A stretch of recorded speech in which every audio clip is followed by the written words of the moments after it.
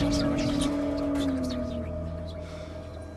heard that something weird seems to be going on with the pineapple crop this year. It's the Healy. Whatever they're doing up there, it's gonna end up ruining the pineapple fields. This is a private facility. I'm under no obligation to put my work on display or explain what I'm doing to anyone.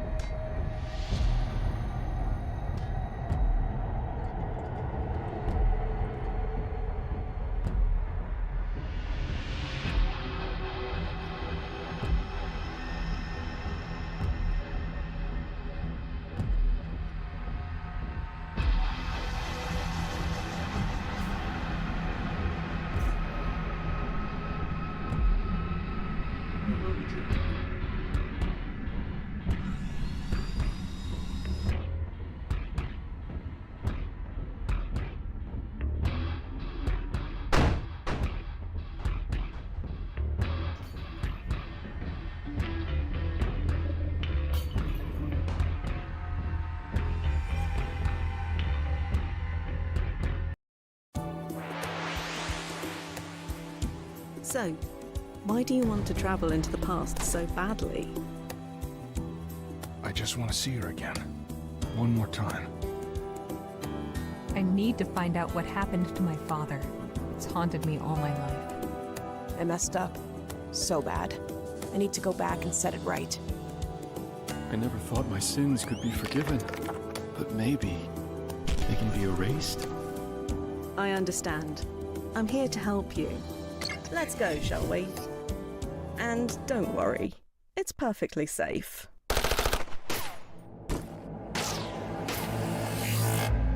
Good God, what a day. Time travel. It's a job like any other, I suppose. I sometimes wonder, why was I chosen for this? I know I'm not like most people. I'm not like you. Your timeline can change. One wrong choice, and you never existed. But not me. I'm immune to all that. Can you imagine seeing all the paths not taken all at once? I can. How about I show you?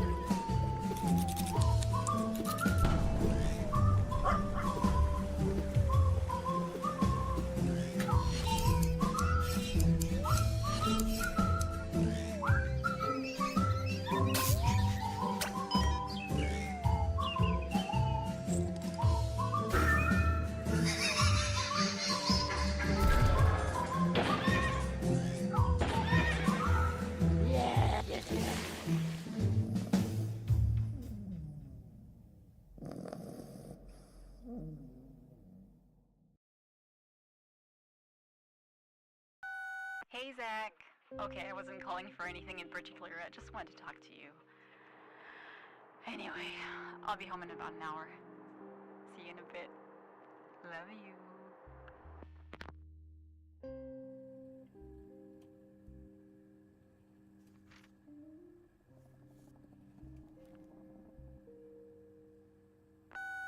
Hey, it's odd. I'm still stuck in the same traffic jam, but I don't know, something's weird. Did you hear anything back home? Is everything, like, normal? You still have the gun somewhere, right?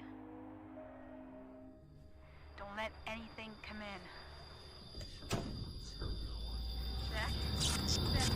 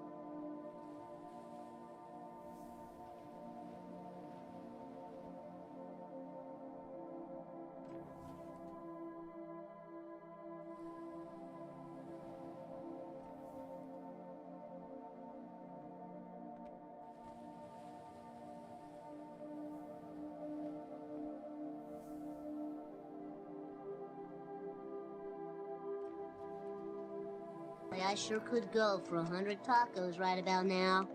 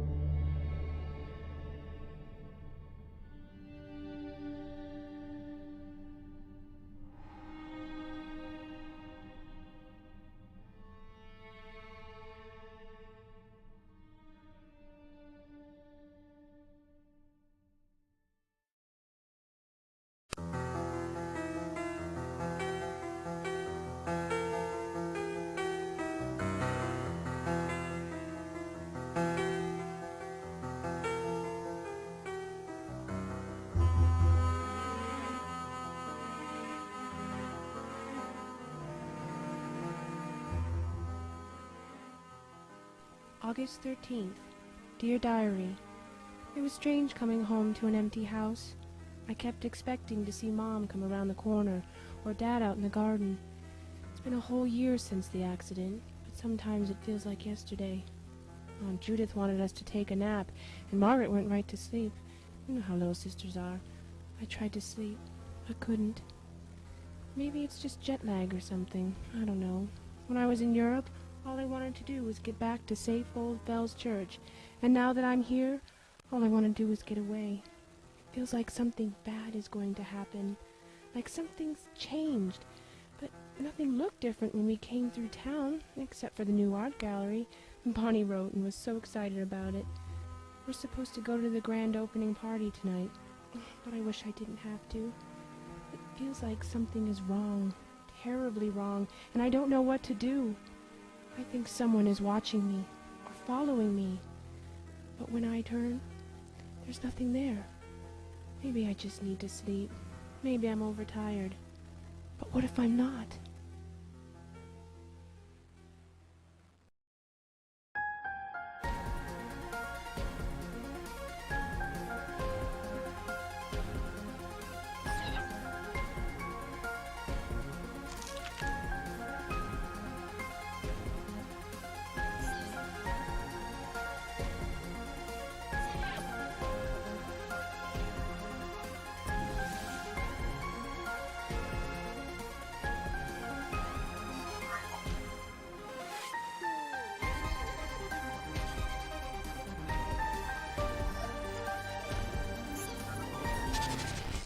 Did you honestly think you could betray Singularis? Betray me?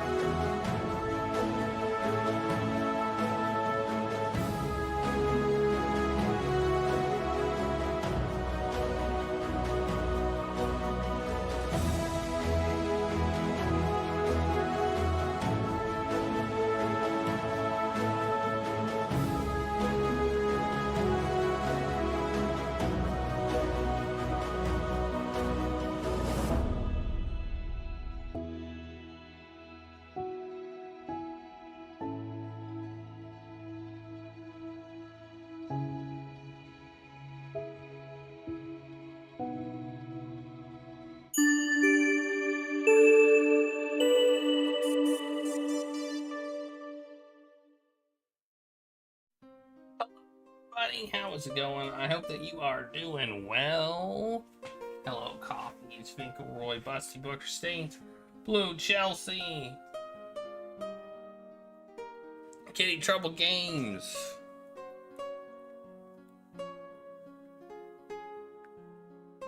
Regulus.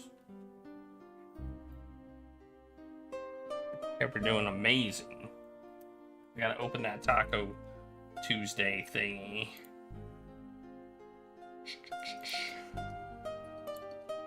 I had tacos today, also.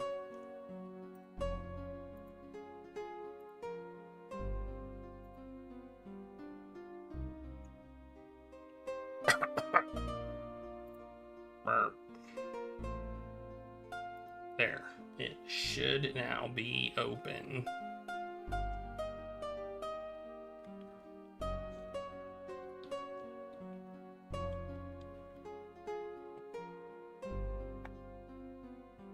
Guess who's up here? No. You can't be trusted, Regulus. You are not a trustworthy cat. You do know that, don't you?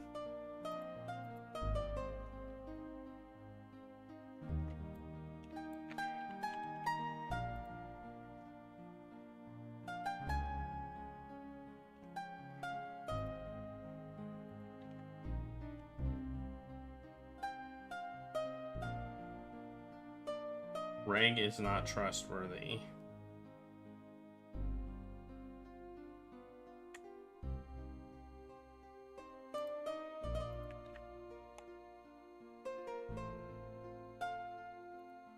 Alrighty. Okay, we're gonna be starting Jenny LeClue. Detectivu. I assume that's how it's supposed to be pronounced. He looks trustworthy. Well, don't let him fool you, because he's not.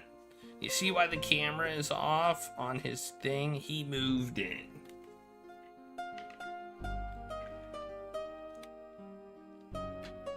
I heard him doing it.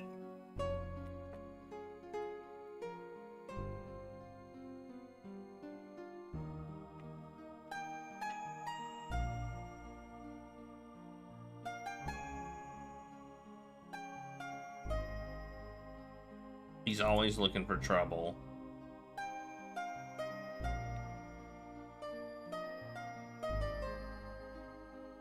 You don't fool me.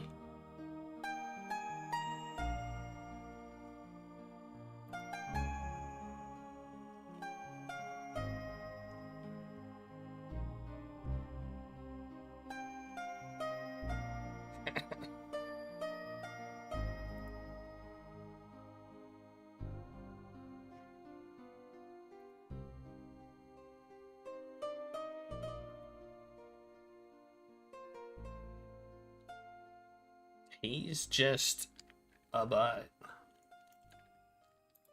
Alrighty.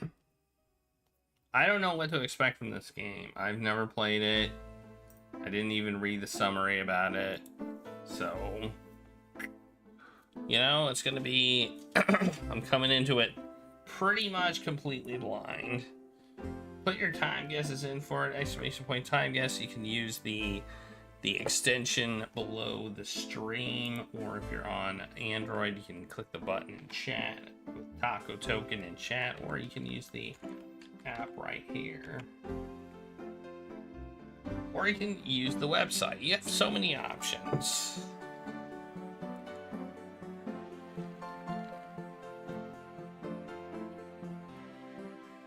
So many options.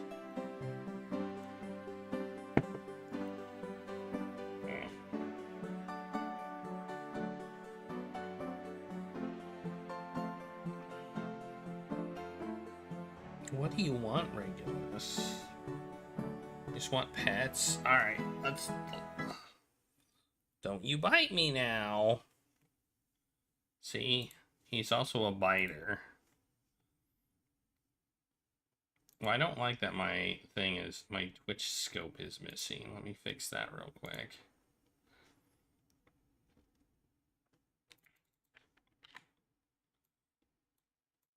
Apparently one of my...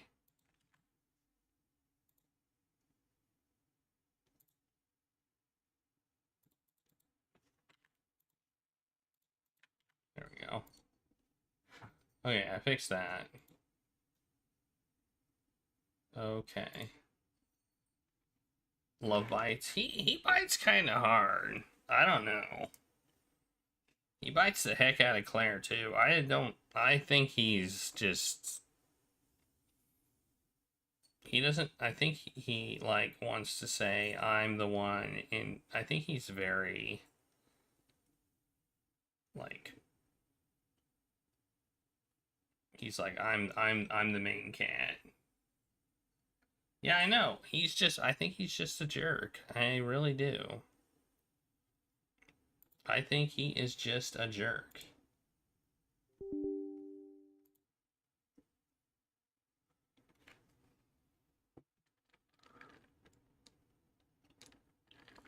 Apparently Steam needed to install something. Running install script. I mean, it's technically the game is installed, but this is my first time running it, so. Grab a controller? This game needs a controller? What? Seriously? Oh, man. Is that true? I'll just say okay.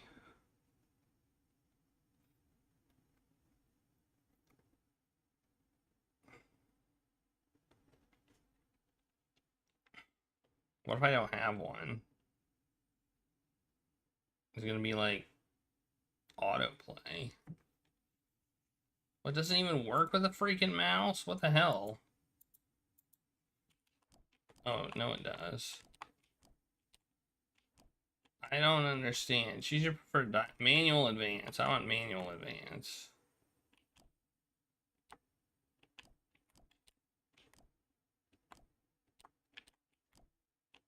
I like this one.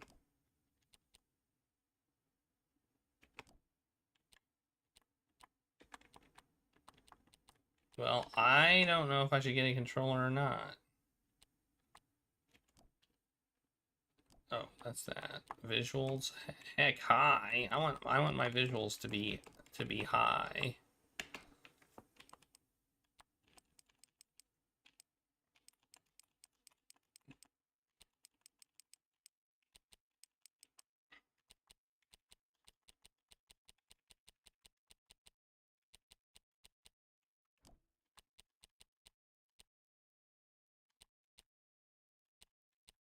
What does this mean? No, I don't want that.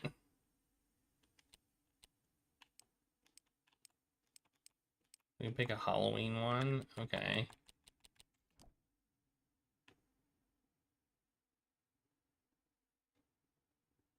The hell?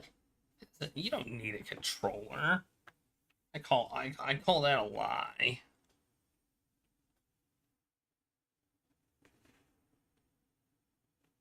Oh wait, maybe you do. Alright, well I'll go get a controller. I guess.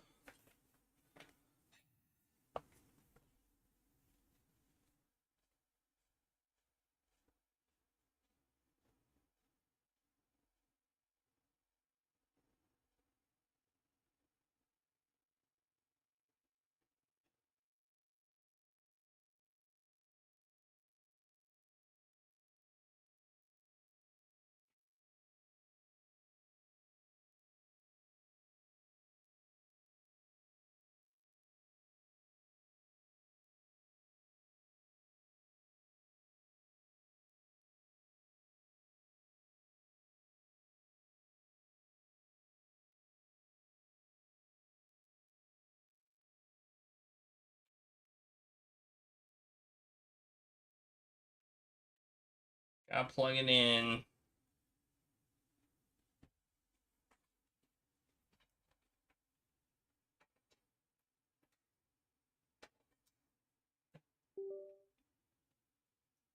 It may go, but it.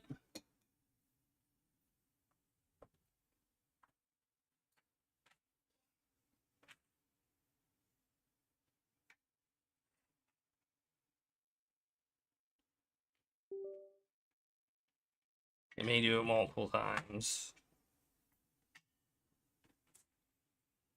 Okay, look, I now have a controller. Yay for me. Ah. See? Controller. I'm heeding advice. I don't like that screen. That's no good. Alright, I guess we hit new game.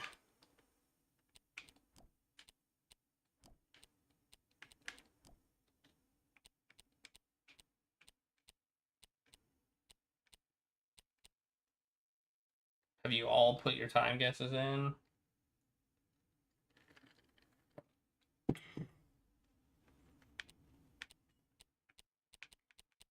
Journal is closed. Okay.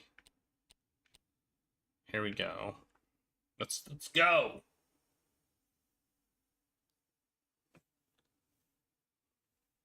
Regulus wants us to go. New game. Start a brand new game. Erasing all collectibles. Yeah, because I don't have any collectibles.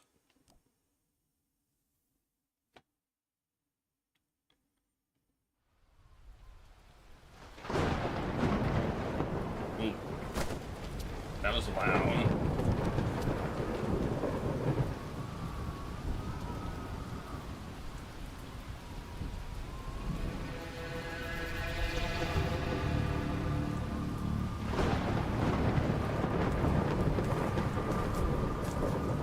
Well, it started a little spooky.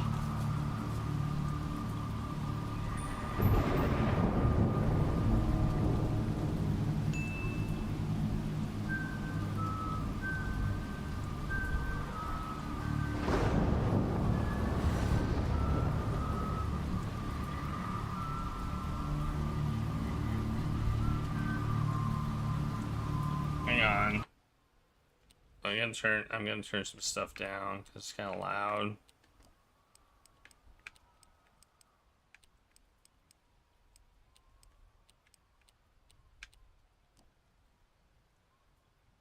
Did that do it?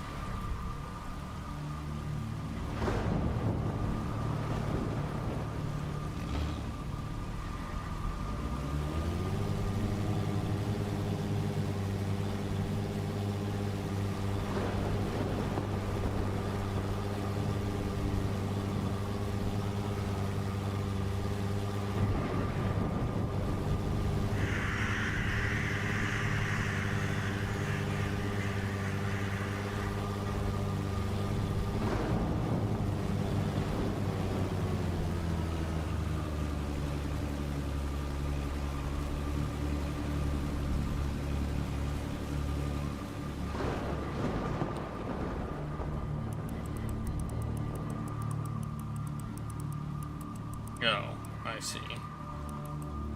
Oh no, it's a puzzle!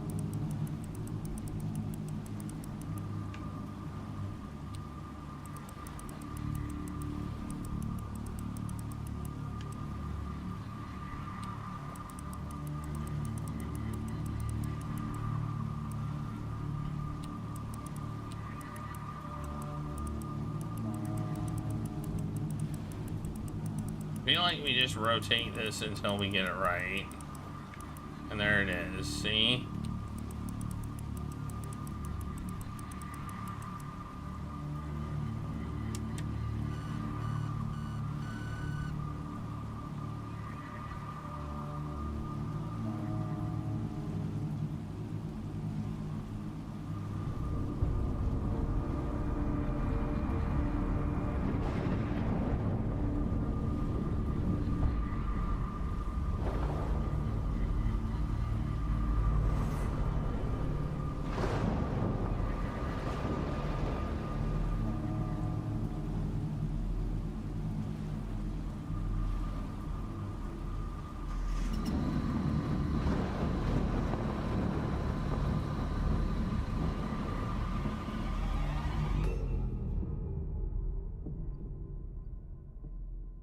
Okay.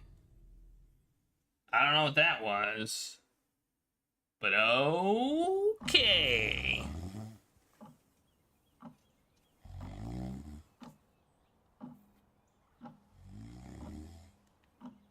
I'm starting the timer now. That was the intro. Even though I had to do a puzzle. What? Who? Oh, I must have dozed off. Perhaps we need a spot of tea to wake us up. What do you say, Rufus?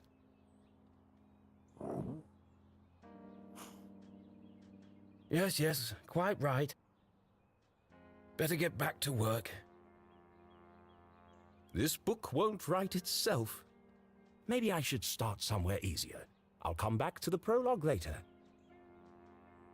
The sun rose over another perfect day in picturesque Arthurton.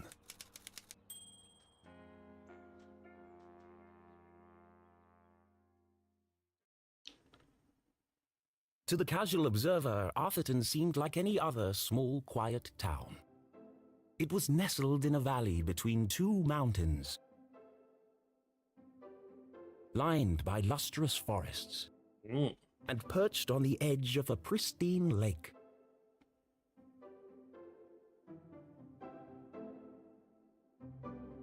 It had a main street with all the essentials, including a place to sip coffee.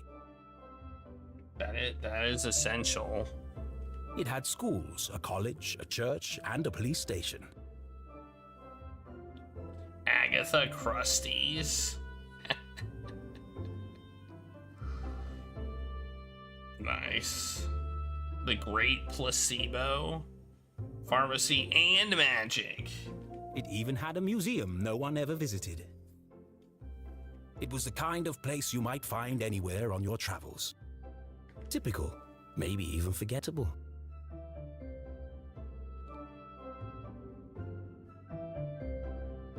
But there was one thing in Arthurton that was unlike any other town in the whole world. Actually, it was a girl. Her name was Jenny LeClue. And she was the world's greatest detective.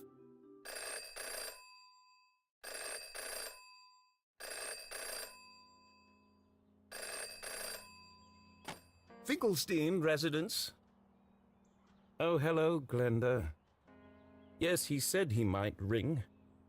Okay, patch me through then.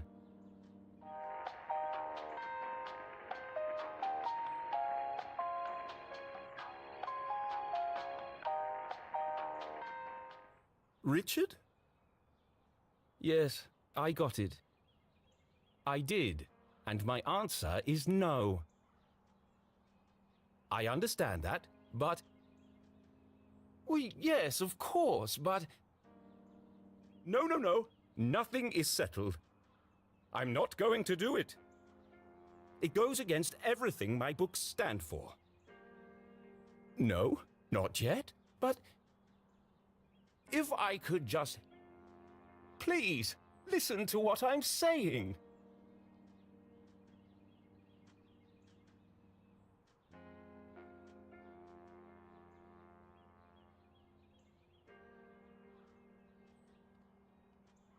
What am I doing?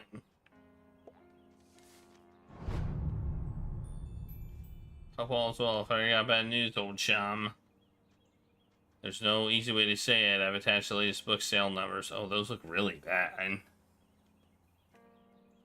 Nowadays, young readers want more mystery and danger. You're losing them with Jenny's increasingly timid and repetitive adventures. One bit of good news, it's too late for the stores to cancel their orders for the next book, so we're gonna give you one last go and see if you can breathe some life into the old girl. We want you to try a proper murder mystery. Start killing people off. Add some drama. The bottom line is, if you don't step it up, I'm afraid it's a case of Jenny and the last hurrah. Flip. The other positive news, someone from a hack newspaper finally reviewed your last book. The 38th? Wow, that's a lot of books. It's been a mediocrity. The only mystery left is how this trash keeps getting published. I took the worst bits out. I imagine all this might come as I imagine this all might come as a bit of a shock. But we've got to move with the times. Throw in a murder or two, a dash of real tragedy, and who knows, maybe you've got one great story left in you. I'll ring you later to discuss. Sorry about your career. Chin up, though, eh? Squash next week? At least you'll have time to work on that backhand soon. I can zoom. Oh, zoom. Whoa. And rotate? Wow. Okay. How interesting. Coffee. Whoa, there's a thing under it. What's that? What if I use the mouse? The mouse doesn't do anything. See, they could have made this use the mouse. Oh, I found art. I found a collectible. Yay for me. Just what I always wanted. make this go.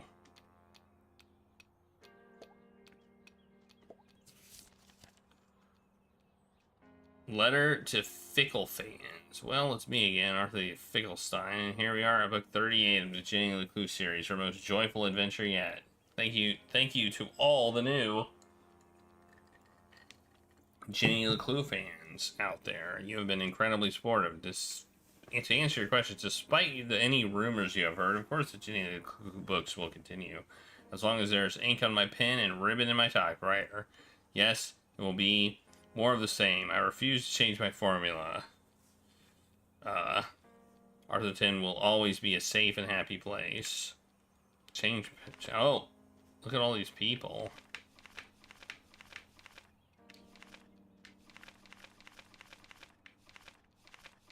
Look at all these people.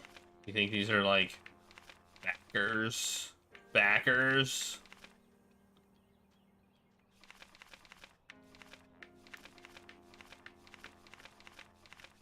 Hey, Madman Dog.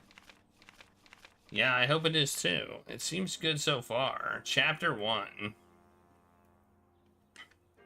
Sun rose over another perfect day in picturesque Arthurton. To the casual observer, Arthurton seemed like any other small, quiet town. Blah, blah, blah, blah. Yeah, we already read that. Whoops. You don't understand what you're asking for. You want me to turn Jenny's world upside down? Kill off my characters and destroy everything I've built over the last 30 years? Fine. I'll give you what you want. But I warn you, I'm a stream of consciousness writer.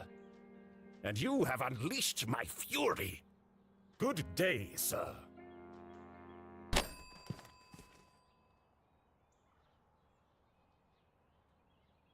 Boring? Predictable? Pah! Well, if it's murder they want, it's murder they'll get.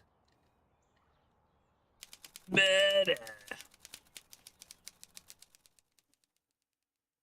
Apparently we're gonna get murder.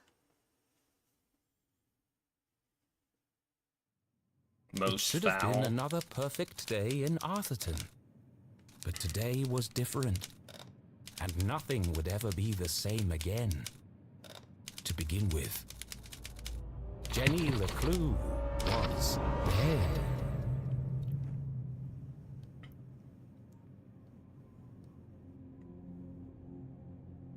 Her skin was pale.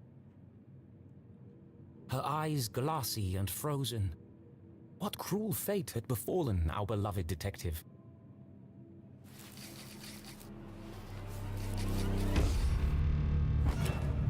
No. Never move the victim. Mrs. LeClue, she's doing it again.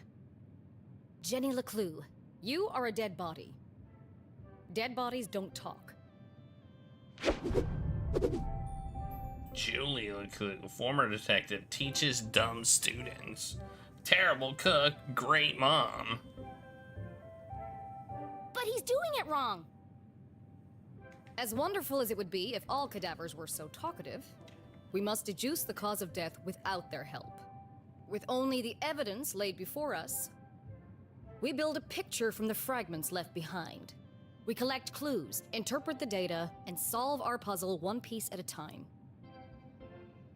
Until it feels as if the victim is speaking to us. Is that right? But Jenny is right, Jonathan. You mustn't disturb the crime scene. Vital evidence could be lost. Yeah, dingus.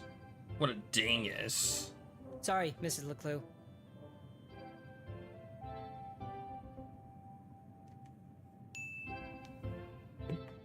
Okay, you've all had a chance to study the body? Who can postulate how she met her demise? Ooh! Me! I think it was an accident? Yeah, she obviously wasn't looking where she was going. So she slipped on the wet floor. And cracked her head open. Like an egg. And then she bled to death. Really? How can you tell? Well, there's a giant pool of blood around her head. Yeah, I know. I was being sarcastic. Oh. Actually, you're both wrong. What? It was cold-blooded murder.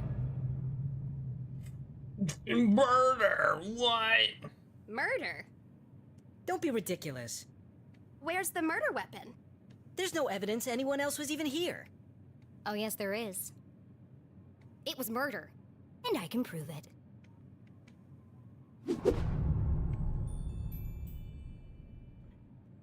Jenny had read all the books. She'd absorbed all her mother's teachings. But there was nothing quite like getting your hands dirty. How many people get the chance to solve their own murder? The first step in any good deduction was collecting evidence. Seemingly insignificant details could provide a vital piece of the puzzle. First, I'll search the crime scene for clues. Then she'd analyze the data, and finally...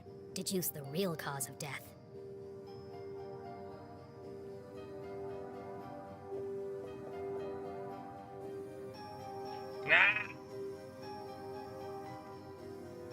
The victim has a green smudge on her lips. It's not lipstick.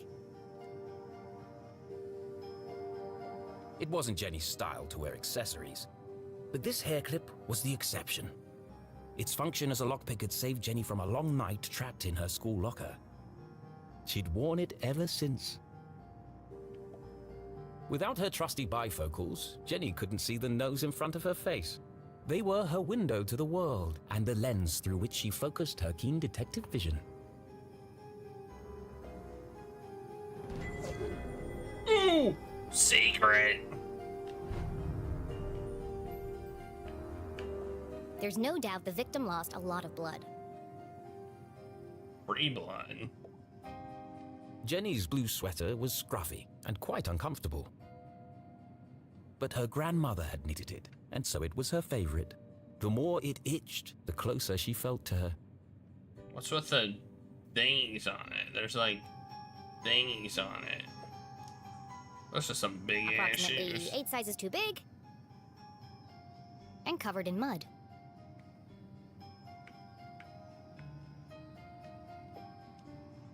What a waste of perfectly good coffee. Jenny's love for coffee was almost as strong as her passion for crime solving. Oh, she was poisoned. Chalky green residue on the rim. Smells like burnt matches.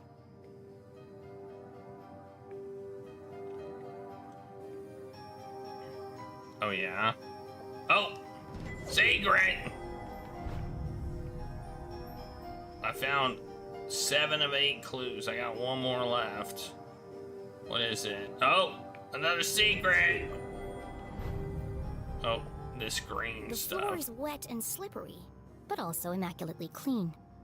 So that's supposed to be water. I've seen enough. Time to wrap this case up. Jenny was a meticulous record keeper, noting every relevant clue in her trusty journal. A great detective knew that solving a mystery was simply a matter of connecting the dots. I'm certain this wasn't a mere accident. Now I just need to prove it. How do I know the victim didn't slip?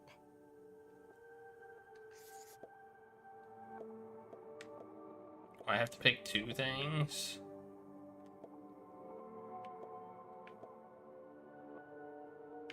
Oh, glasses probably would have fallen off.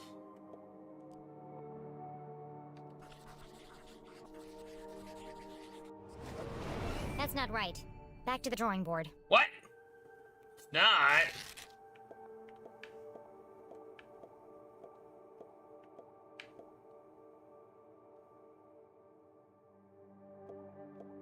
You think wet floor plus boots? I thought if she fell, the glasses would have fallen off. We can...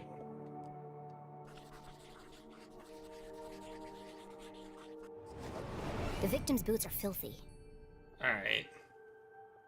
They should have left big muddy footprints on the floor. Okay. So where are they?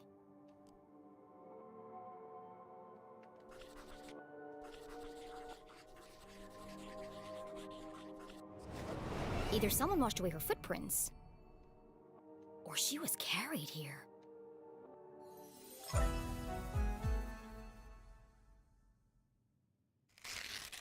Okay, that proves she didn't slip. So how did she actually die? What was the real cause of death?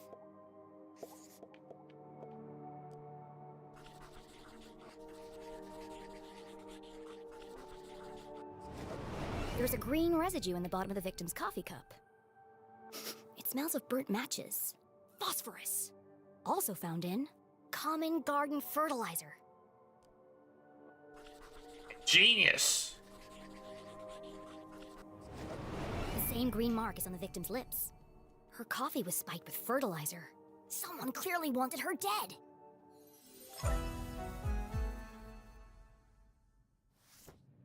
Ah, the case of the dead lab assistant. Gone before her time. Was it poison?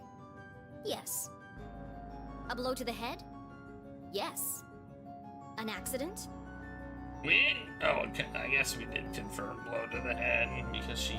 Certainly not. Because of the blood. No footprints in an unshattered mug? She was killed somewhere else and carried here.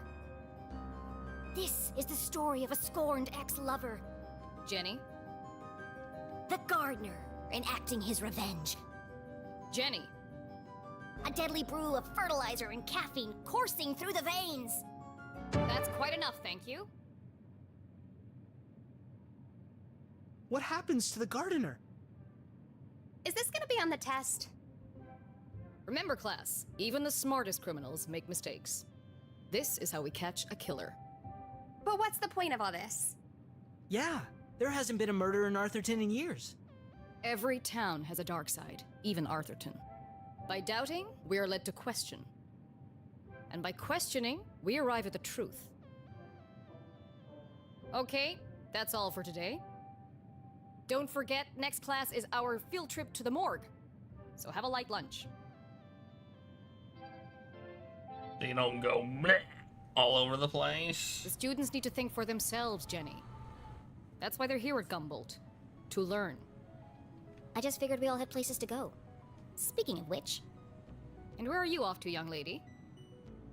I'm a dead body mom, remember? Dead bodies don't tell. See ya! Wait, before you go, I have something for you. Later. Cool. What is it? If I told you, that would spoil the fun, wouldn't it? The LeClues didn't simply hand each other presents. What's with the... Oh, the jam was the blood? They hid them. It was a family tradition, and Jenny had developed a sixth sense for finding them. With her trusty magnifying glass at her side, nothing eluded her.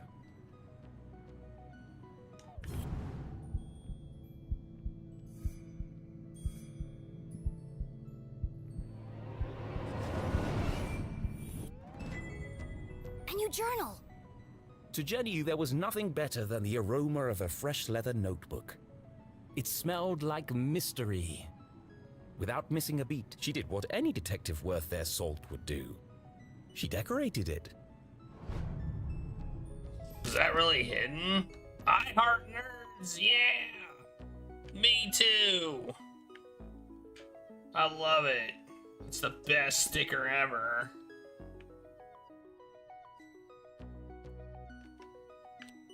Nerds!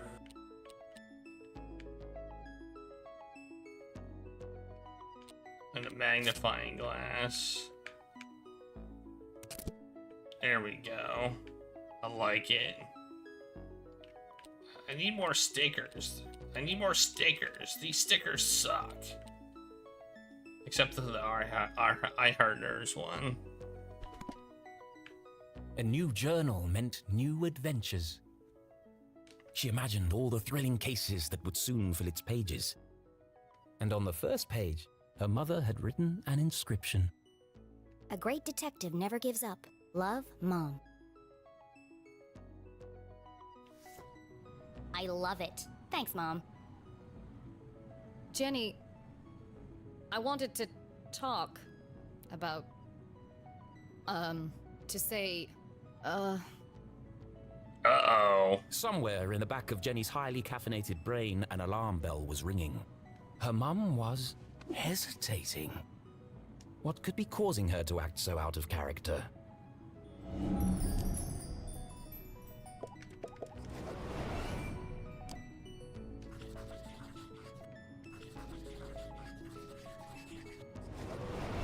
Crossed arms, furrowed brow. Jenny saw it coming from a mile away. Her mother was about to get Emotional. Oh I no. gotta go. No, Jenny, wait. I need your help. What? My help? Really? Jenny couldn't believe her ears. It was extremely unusual for her mother to ask for help. It must be something very important. Tracing the steps of a deranged killer? A cold case that only someone with Jenny's expertise could solve? I've misplaced the students' essays on decapitation. See if you can find them for me before you leave. I have to run. Wow, the case of the misplaced papers. Are you sure you want to trust me with such a complex task? I have no doubt you'll be able to find them. They're around here somewhere. Jenny was unsure if her mother was unable to detect sarcasm or just really good at ignoring it. Number 2. Alright, I'll help. Okay, Mom. I'll find them before I leave. On one condition. Yes? You have to let me help grade them. One of Jenny's favorite pastimes was grading papers. Nothing pleased her more than giving a big shiny F to an overconfident student. Don't push your luck. Please. Okay. Yes. Yes! Find the papers and go straight home. But I'm meeting Keith tonight. No buts, remember? And no buts. Oh, I'm sorry. Maybe I'm still feeling the effects of being poisoned for your class. Well then, I have the perfect antidote. You're staying with your cousin this weekend, and you still need to pack. This again. Look, I've considered your offer, Mom, and I'm going to have to decline. I'm old enough to take care of myself. I'll be back late tonight. There's meatloaf in the fridge.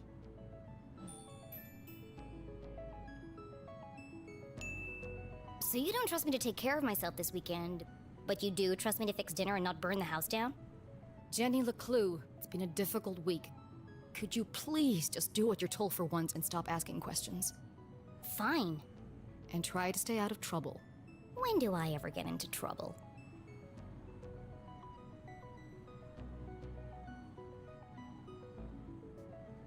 All right, let's find these papers and get out of here. I can move, look at that. Whoa! And I can run. Whoa, what's this? Looking rather trim today, Ethan. New diet? What's the matter? Lost your funny bone? Woo! Wow. We got some bad jokes. One of Jenny's earliest memories was making raspberry jam with her mum. It's the perfect substitute for blood in class demonstrations. I knew it. And better tasting than the pig's blood the textbook recommends. I don't know if I agree with that. Ah, secret!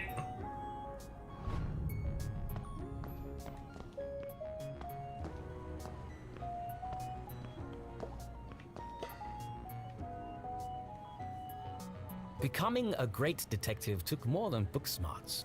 You needed real-life experience, and Jenny was always on the lookout for a chance to get her hands dirty.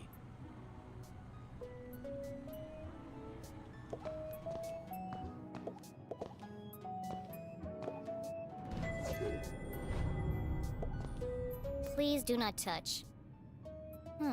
Someone must be running an experiment.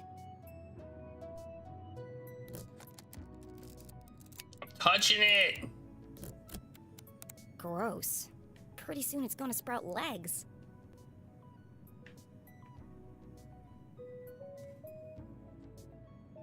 It said don't touch, and I touched it.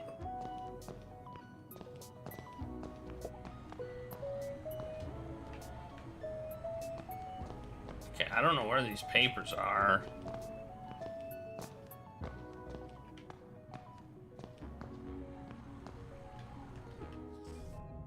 Oh.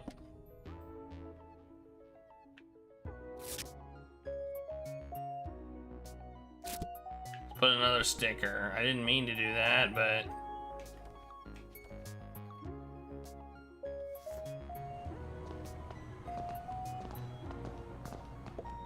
I can look at the board again. Hey, there's a secret on the board. Just noticed that. Look at that.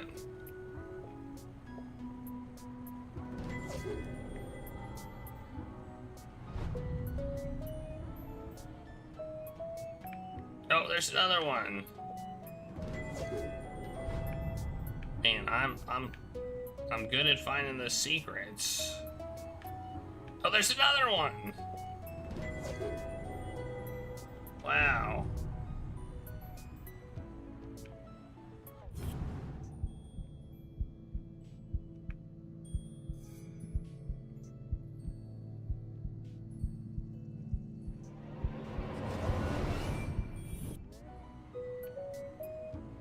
Oh, that's what I'm supposed to do? Wait. I pushed the wrong button. It's one of the students' term papers. You can tell by the terrible handwriting and erroneous conclusions. Mom must have put them behind the chalkboard.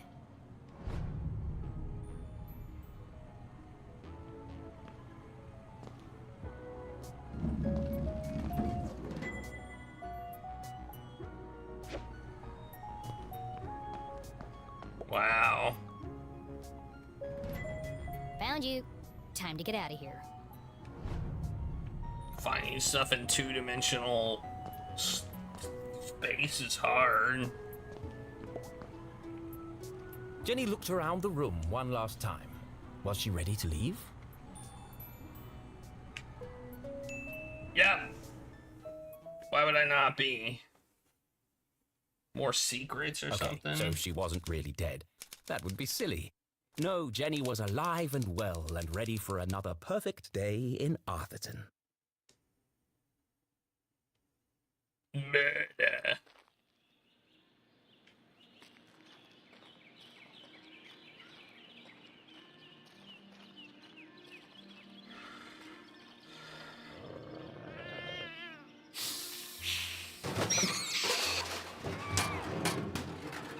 What was that? What the?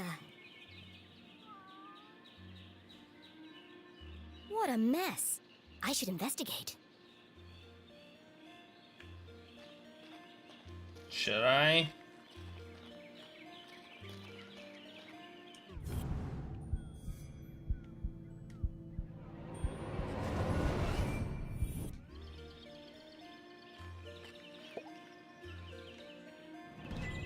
Jenny had an instinct for sorting treasure from trash. To the untrained eye, this was just a discarded piece of an old postcard. But to Jenny, it was a mystery waiting to be solved. I should keep my eyes open for any other pieces. The puzzling postcard. The Poozlin postcard.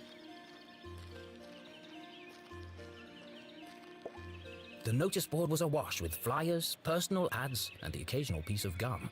I'm amazed anyone can find anything on here. Fortunately, Jenny had a useful trick to use in a situation like this.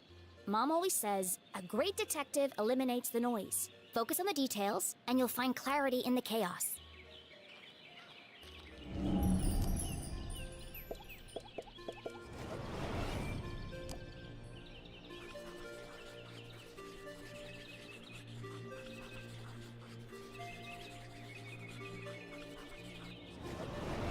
I wonder if anyone else reads this junk.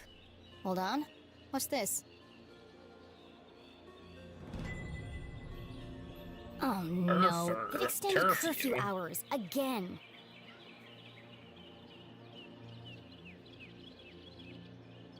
"9 p.m. to sunrise? That's ridiculous." But necessary. Power outages had become a regular occurrence in town. It was dangerous to be wandering around after dark. It won't be long before we need a permit to go out at all.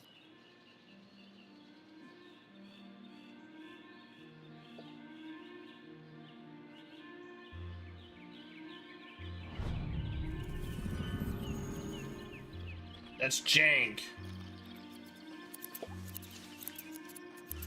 Hey, you!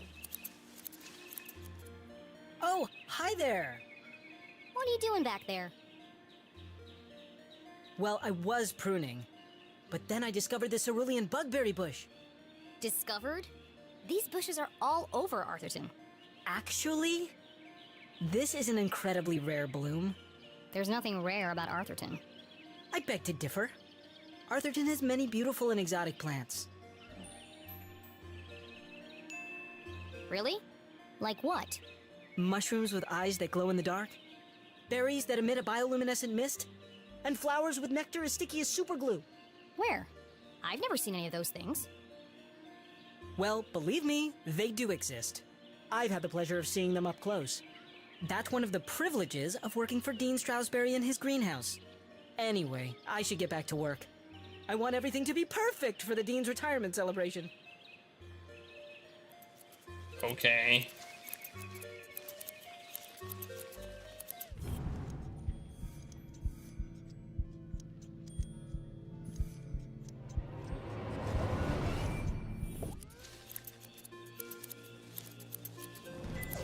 Oh, it's a secret!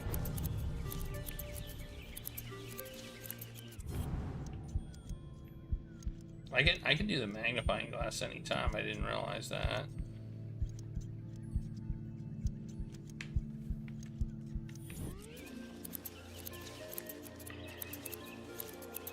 Let's run.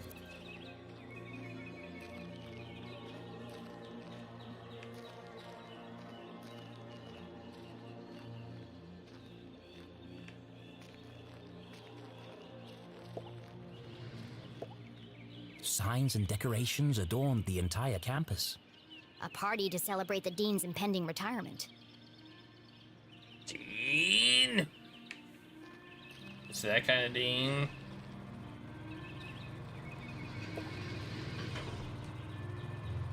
Left. Left. I said left, damn it. What part of left are you having trouble with? My left or your left? My left. Obviously, I mean my left. Why would I mean your left? So you want me to move it the other way? Yes. Nothing would make me happier. If you're not careful, we're gonna have bronze brains all over the floor. They seem busy. I should probably lead them to it.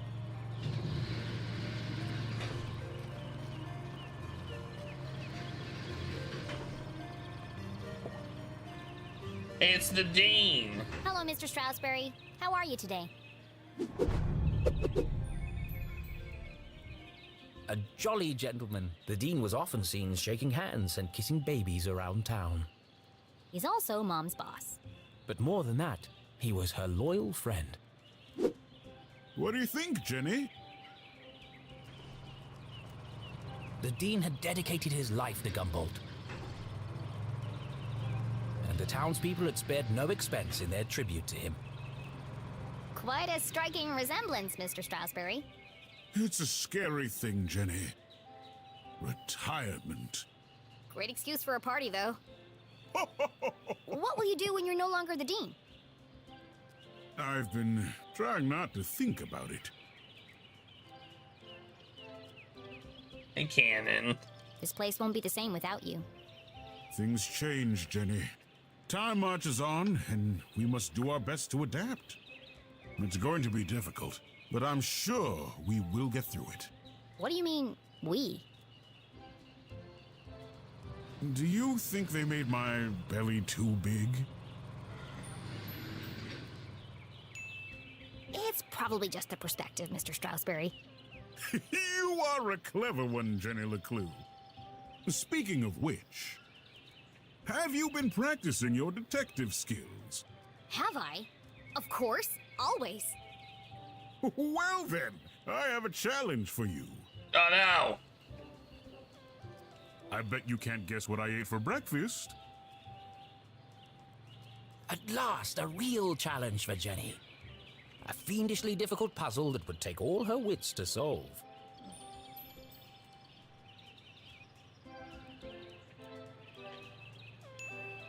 To be honest, I'm in a bit of a hurry. Oh, Okay. Sorry, I just have to be somewhere. Of course. Oh, that's not I what. understand. That's not what I thought we meant. I thought it meant tell him the truth that he had. What? No, that's not right. Jenny would never turn down an opportunity to flex her intellectual muscles. So she did what the Dean asked. Fine. That's not what I thought it meant anyway. Anything for you, Mr. Strasberry. Oh, how wonderful. But first, It won't even let me pick. I need to ask now. you a few questions.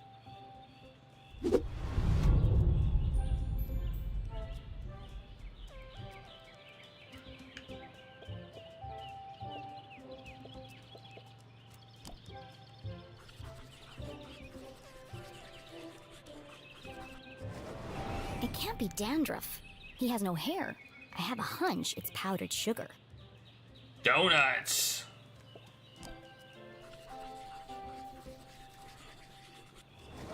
Maybe Looks not like he donuts. accidentally put a spoon in his pocket instead of his pen. It's got a coffee stain on it. Donuts and coffee.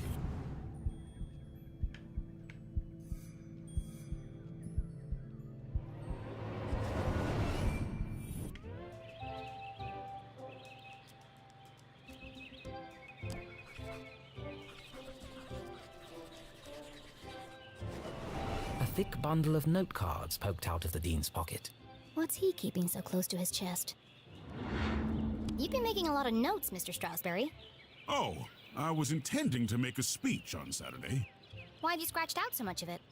Your mother suggested I keep it short. And quite right, too.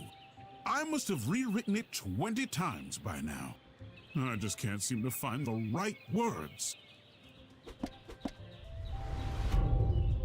Okay.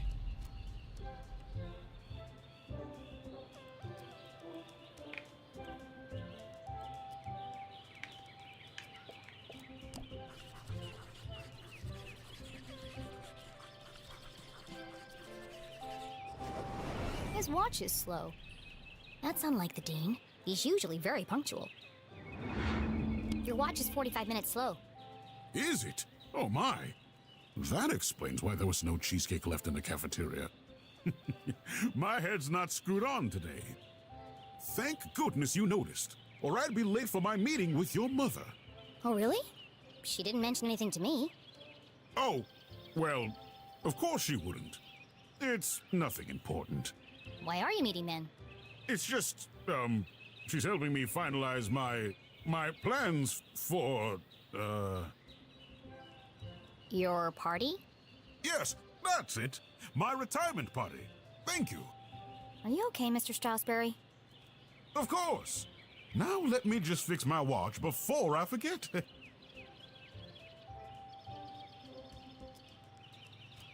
Now, where were we? Ring.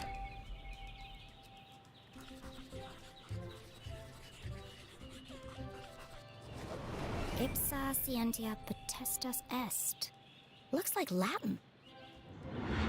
Your ring sure looks old. It was made for my grandfather. He passed it down to my father, who passed it down to me. That's pretty And old. when the time comes, I'll pass it on to my son. The Strasberry family had been champions of education for generations. What does the inscription mean?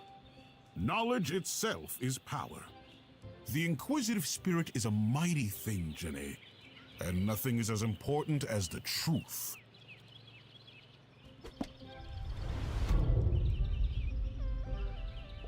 So what is? For the Dean, being covered in plant life was not unusual. His work as a botanist was renowned. Looks like you're carrying some extra baggage today, Mr. Strasberry. Well, I do have a lot on my mind. I was referring to your legs. Oh, thank you. I have been doing my daily calisthenics. No, I mean the sticky stuff on your pants.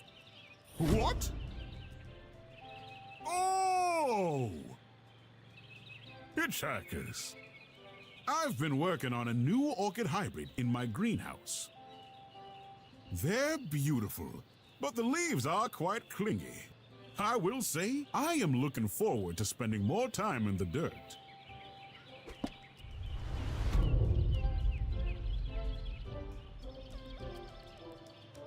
Missing button. That's a thing.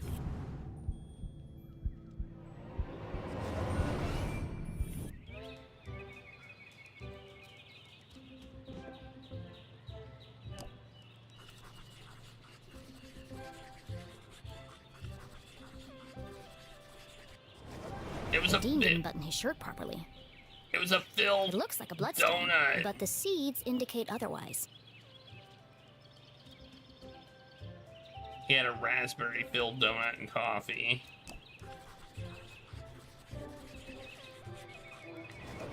The Dean was a big fan of the Gumboldt moonbeams. And not just because his son was a prominent figure on the team. Moonbeams. Well, a bench warmer anyway. So, what do you think, Jenny? Can you guess what I had for breakfast? Sure, Mr. Strasberry. I've got everything I need to solve this mystery. What did the Dean eat for breakfast?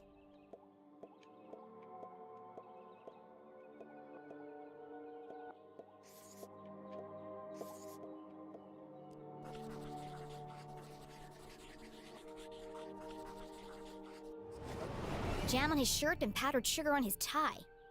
The evidence points strongly to the Dean's breakfast consisting of 1, maybe 2 donuts. I'm a genius! What else can I tell about the Dean's morning? What?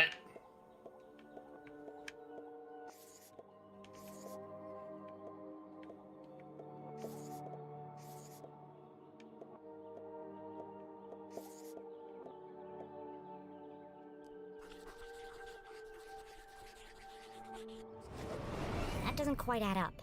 Let me give this some more thought. What else can I tell about the Dean's morning? Well, he had coffee. He was running late.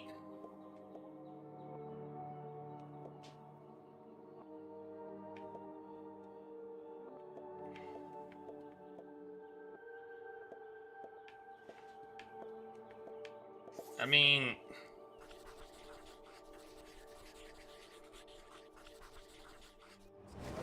The Dean had neglected to wind his pocket watch, the act of a distracted man. This resulted in his whole routine being thrown off, which might explain why he has a spoon in his pocket instead of a pen. I don't know about that one. You had a donut for breakfast. Yes? I'm guessing... Had seeds.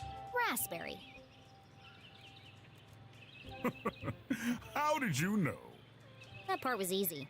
You always have donuts for breakfast. But something else caught my attention. Oh? I think you have something on your mind, Mr. Strasberry. You are usually a picture of precision and punctuality. But today, there's a spoon in your pocket and your shirt button is undone. My, you really are a LeClue. Your father would be so proud. Thanks. Well, I should be going. I'm meeting your son by the lake. And I'm meeting your mother in the library. What a small world this is. Too small. A perfectly small world with everything in its right place. Who would want to change that? Pardon? Nothing. See you on Saturday. Oh, yes. Until we meet again, Jenny LeClue. I did it. I did it. Yay.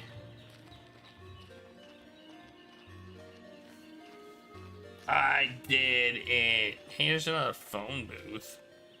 I feel like phone booths will become something. Oh. Well, it's ringing.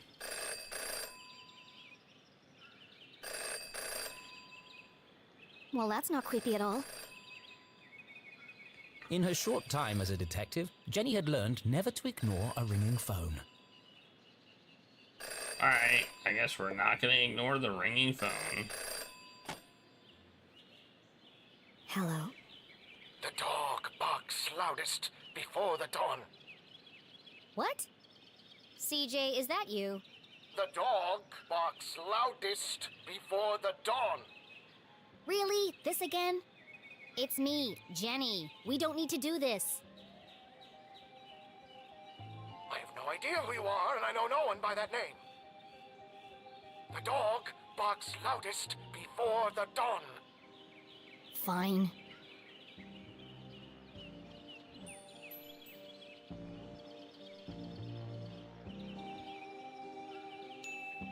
The early bird can't catch the lazy worm.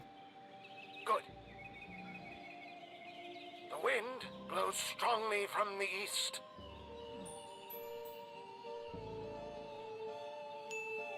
A watched pot feels very self-conscious. Excellent. The evening sky is full of fireflies. The absent-minded goldfish swims into the blender. Ah! Jenny, it is you! Of course it is! I need to meet with you right away. Okay. Where do you want to meet? This place will do.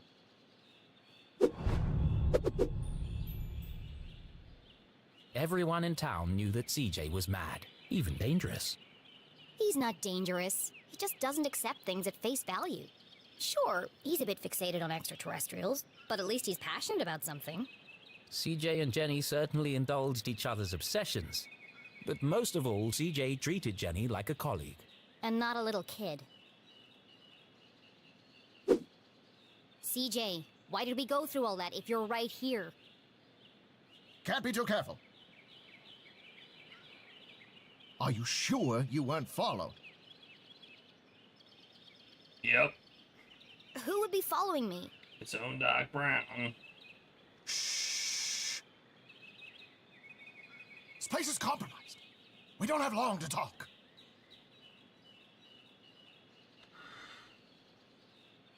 Now, what did you want to talk to me about? What? You called me. Did I? Why? Talking to CJ was a bit like navigating a maze.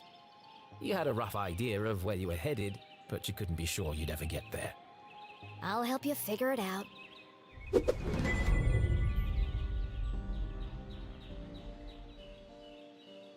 3 clues. Only 3 this time, huh? Oh, there's a secret. Secret!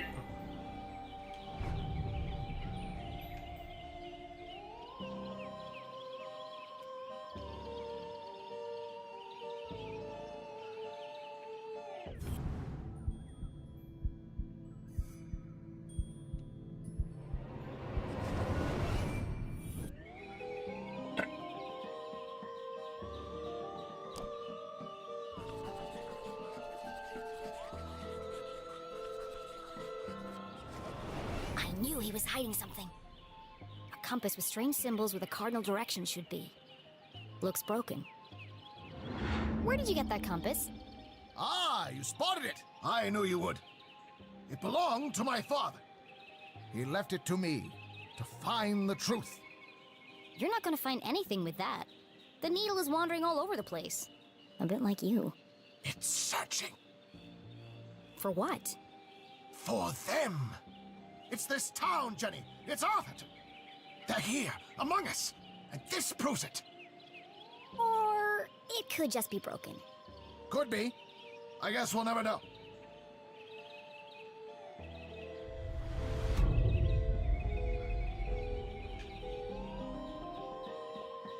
Secret!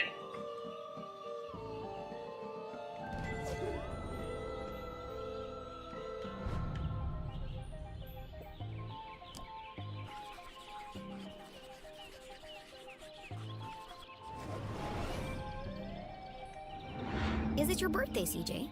Birthday? Whose birthday? Kaigson's birthday. But Kaigson died on his birthday. Assassination? Possibly. Abduction? Almost certainly. CJ, the card?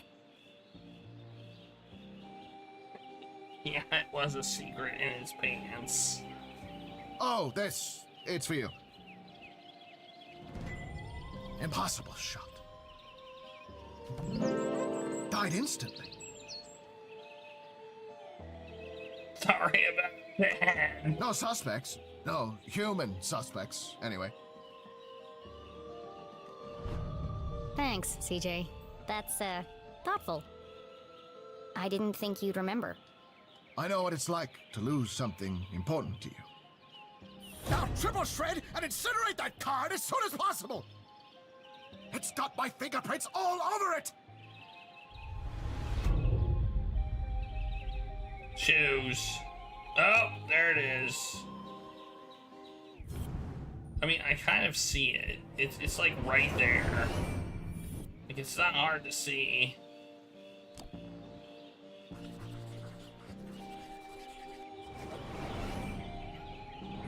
What's that sticking out of your sock? Ah! That's what I wanted to talk to you about. I intercepted a secret message. Classified intel. It's proof, Jenny. It's happening again. It's time for us to join the fight. This doesn't look like the kind of pamphlet he usually makes. They are coming for your pets. Are you prepared? Will you answer the call? It's being professionally printed. Could CJ finally be onto something?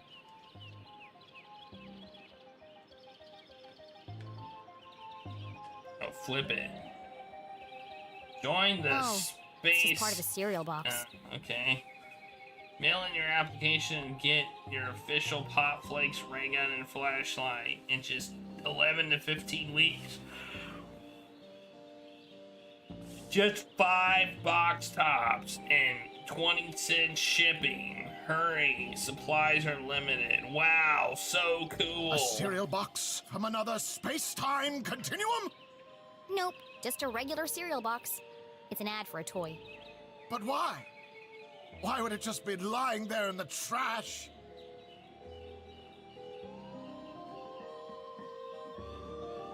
Woo, we can flip it. I'm sorry, CJ. There are still great mysteries out there to solve. But this isn't one of them. So what's the plan now? Library. Research. Very important. Very hush-hush. They let you back in? Not yet. But I've got this hat now. It wasn't your head that needed covering. No, for disguise! I know, CJ. What is it this time? More UFOs? Radio wave mind control? A globally connected communication network used exclusively to view pictures of cats? Jenny, you sound crazy. I'm just preparing my defense for the hearing. Is this because you tried to hypnotize Mrs. Brown's prize poodle? No, that was last week. It's because I peed in the water tower. CJ, that's gross. That is gross. And this is the thanks I get for saving everyone from the mind control chemicals? Well, I guess I'll see you later then. But CJ was gone. CJ, I know you're standing behind the phone booth. I just watched you walk over there. No, I'm not. Okay then, bye. See you later. Okay. And now we're walking this way. Hey! Ah! Ah! Damn, that's the third time today. Oops. Hi, Jenny. Great job solving that case today. Oh! You're one of the people there. It's really cute the way that you and your mom work together. I wish I was that close with my parent.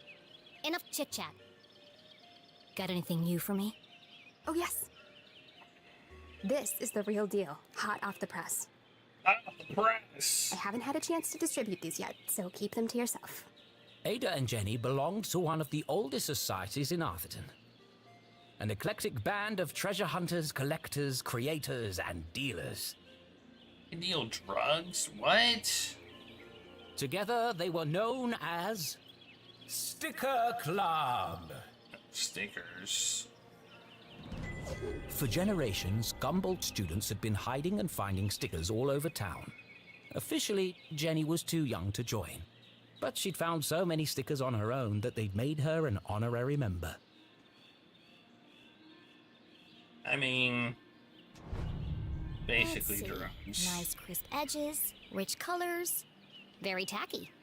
Thanks. I spent all week making these. If only you spend as much time in your schoolwork, you might not be failing my mom's class. Jenny thought to herself.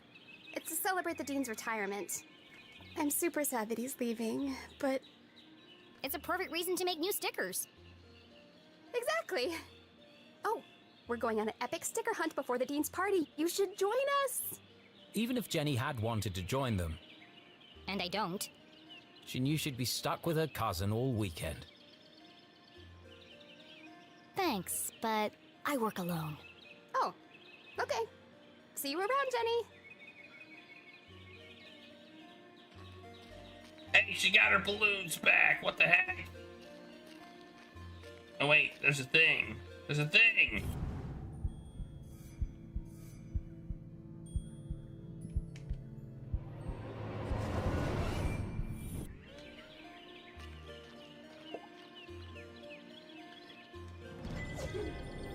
Wow, how was I supposed to find that? Huh?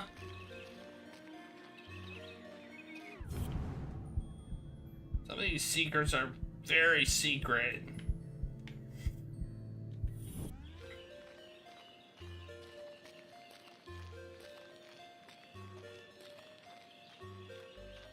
Wee.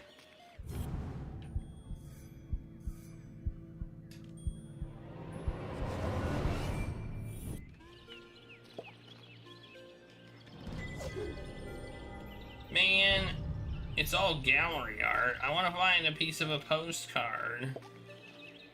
Leave campus. Okay. Lake Nowhere, 1 mile.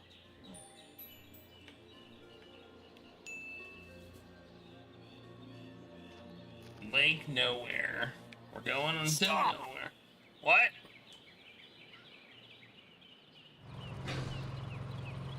Perfect. Hold it right there. Okay, let her go.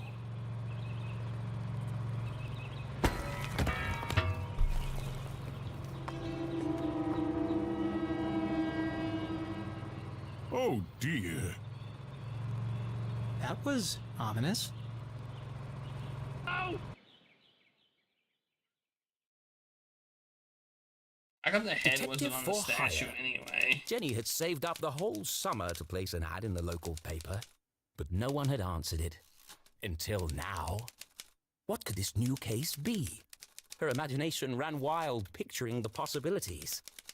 And so, after helping her mum at Gumboldt College, she hurried to the pier at Lake Nowhere to rendezvous with her new client and crack another thrilling case.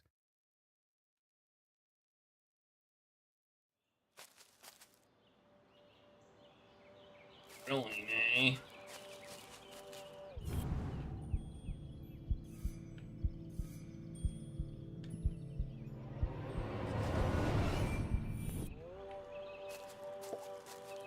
Man, I keep getting these secrets. I don't really care that much, but, you know.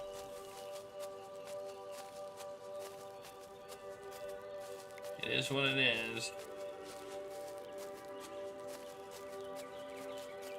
She heard a sudden strange sound. Oh, man. What the? Hey, kid! Watch where you're going. Hey, screw you! Your wrench nearly cracked my head open.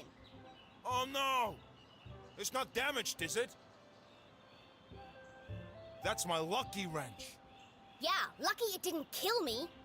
When's this upgrade gonna be finished anyway? Look, kid, I just go where they tell me.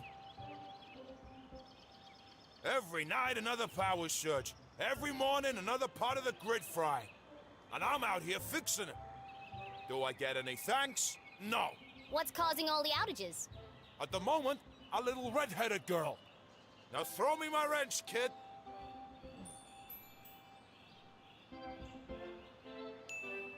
Looks like I have all the leverage.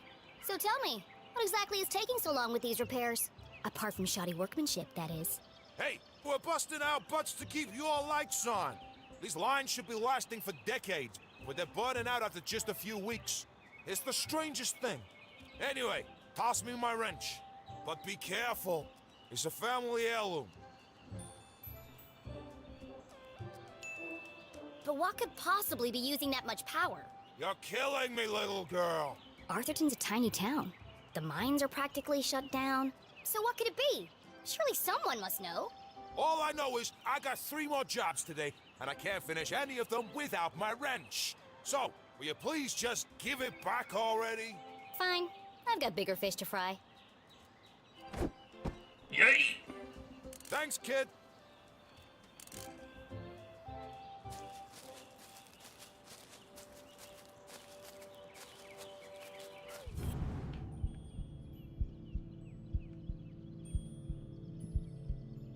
Where is it? There it is. Try just to another secret. Oh no, it's not a secret. It's a piece of the postcard.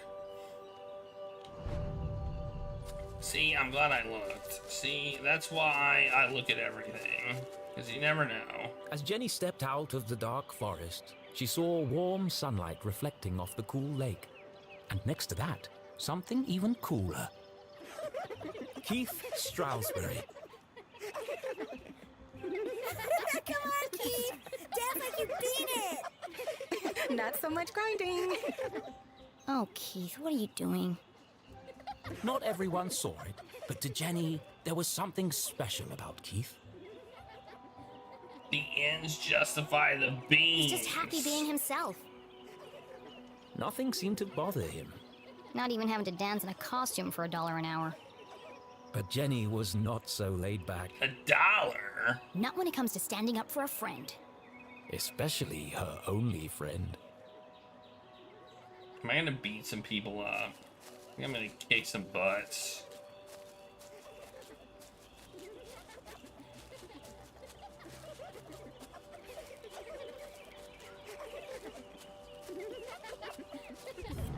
But first...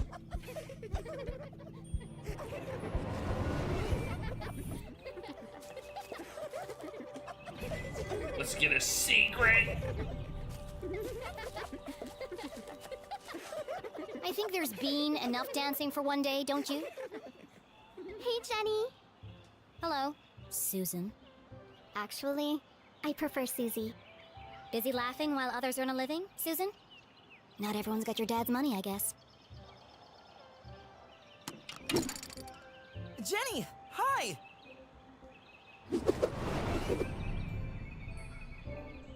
Tall and handsome, with intense, mysterious eyes. Cool should have been his middle name, instead of Tarquin. But Keith was so cool, he didn't even mind. Give me 1 minute. I'm just finishing my... Sure. Don't let me interrupt your work. My shift ends... in 15 minutes, I know. I'm early. I'm meeting a client over at the dock. Paid case. Could be big. Real big. Couldn't be as big as her head. Wow, that's really... impressive? Maybe. All I care about is keeping this town crime-free. The only crime here is that haircut. Back in a minute, Keith. I'll have the usual.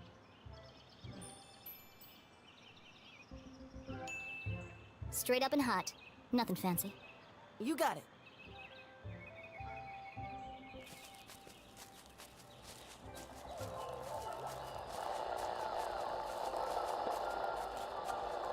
How about now? Move it to the left a bit. What's he doing up there? Not now, kid. We're busy. Any better? No, keep going. Now? Yes, it's working. Hold it right there. That's what all the fuss is about? Not this guy again.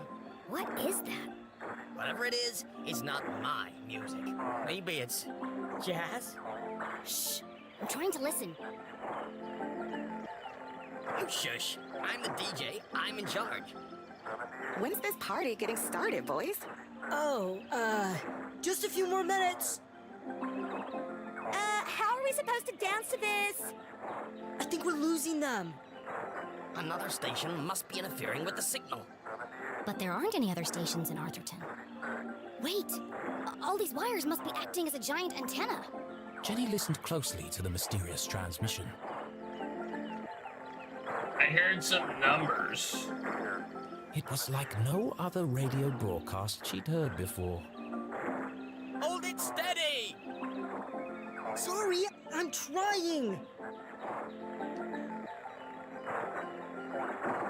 That's just getting worse. You might as well come down. No, wait! I can almost make out what they're saying. 65. But just like that, the sound faded away. What did you do? Could be number. That's no use. Come on. We gotta get this equipment back to the AV department by 6. Jenny was so lost in contemplation, she'd almost forgotten the case at hand. My client. I'm supposed to meet her at the dock.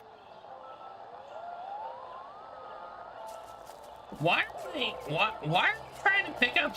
Why are they trying to pick things up anyway? I don't understand. Danger. No swimming. Sounds safe.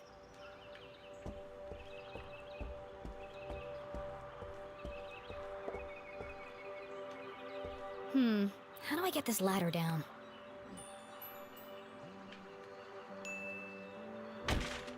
That didn't work.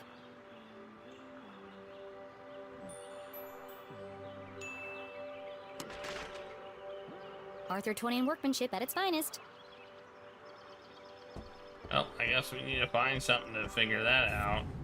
Whoops, that's not what I meant. But hey, there's something there. What do you know?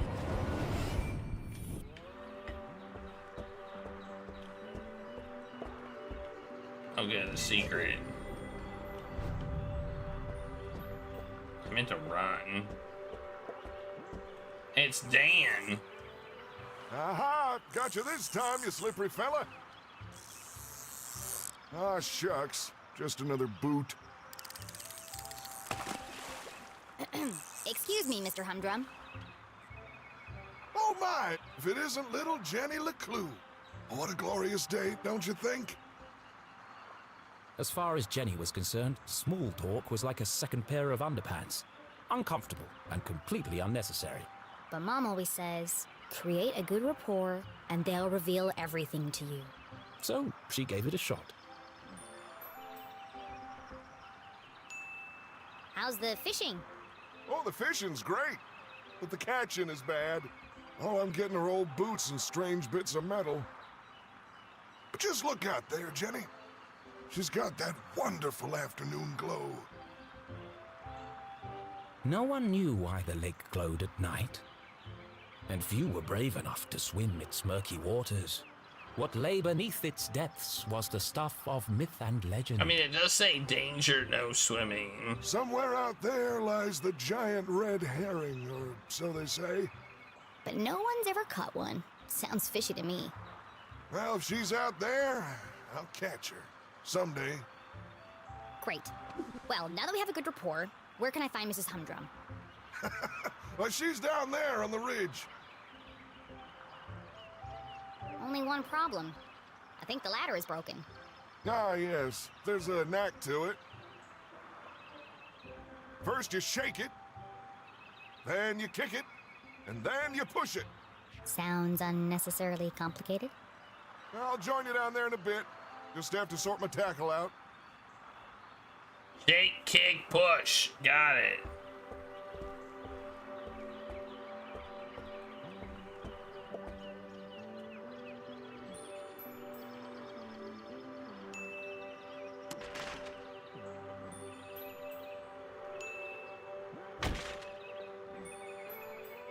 No, push it.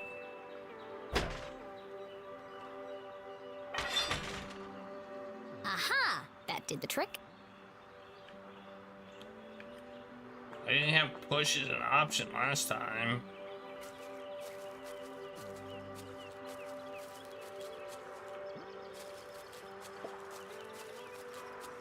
Alright. Let's see what this mystery is.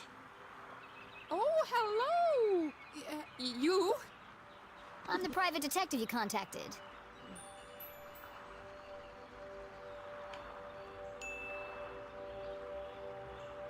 The code word is Purple Panda. I'm here to solve your case. Who is it, Dan? It's Jenny, dear, the LeClue girl. She doesn't see so well without her glasses. Oh, hello, Jenny. I'm afraid I don't see so well without my glasses. Nothing wrong with her hearing, though. What did she say? I said there's nothing wrong with your hearing, dear. Oh, no, thank you. I've already eaten. I believe you have a case for me? We do. We do. Great. So what's the trouble? Haunted by the ghost of a former lover? Worried you're being poisoned by a mad uncle? Something so dark and gruesome I can't even begin to imagine the horror? Well, I've lost my reading glasses. Oh. And there it was. A real case. A confounding mystery to challenge Jenny's brilliant mind. I thought this was finally going to be a good one. What do you think, Jenny? Can you help? Sure, Mr. Humdrum. I'm gonna need to ask you a few questions. The missing glasses.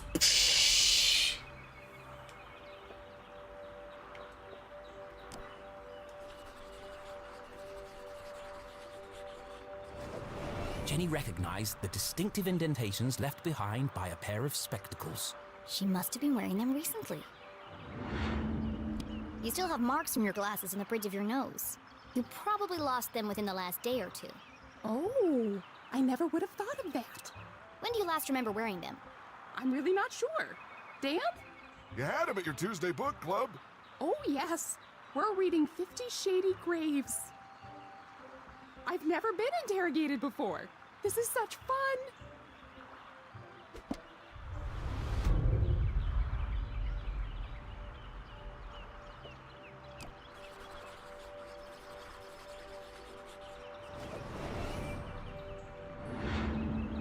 Do you often carry a pair of binoculars? She doesn't go anywhere without them. I presume you don't wear your glasses when you use the binoculars. No, I can't get my eyes close enough to the eye cups. I see. You really are very good. The best. How long have you been solving mysteries? But I'll ask the questions, thank you. Yeah.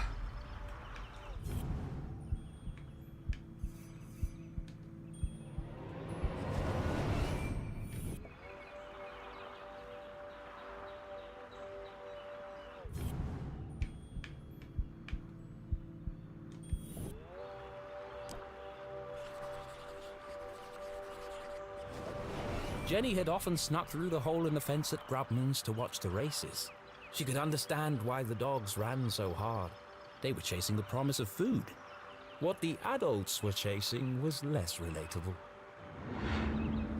I notice you're a gambler, Mrs. Humdrum. You've been to the Greyhound races.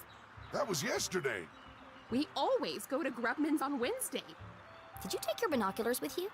Of course. Those little critters are so far away, I can't keep up without my binoculars. Interesting. What's next? Fingerprints? Ooh, polygraph test? It's like you're reading my mind.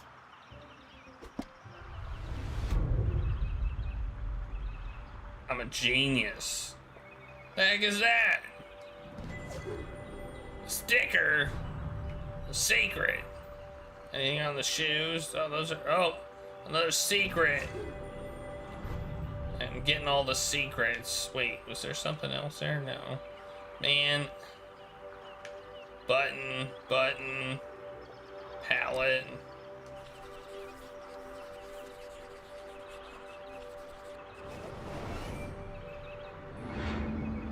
I expect you're finding it difficult to paint without your glasses. Oh no, I never wear them when I paint. I like to feel the canvas, to interpret the colors. She's an incredible painter. You should have her paint you. Thanks, but I don't mix business with pleasure. Have you figured it out yet? The suspense is killing me.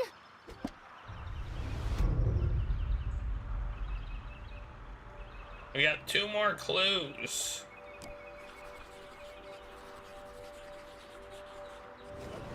Looks freshly blow-dried. A professional job. Your hair looks lovely today, Mrs. Humdrum. Is that a new style? Thank you. I had it done yesterday. Dan didn't notice. They call it the Queen's Coif. Well, it's certainly big. And expensive. But I'm worth it, Dan. Who could put a price on that beautiful head of hair? You're not so bad yourself, hot stuff. Gross. I feel like you know more about me than I do. One more clue. That's not it. That's a secret.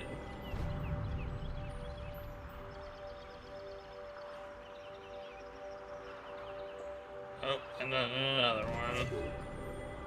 Man, I'm finding all the secrets.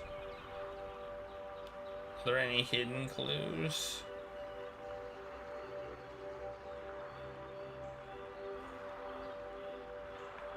See any?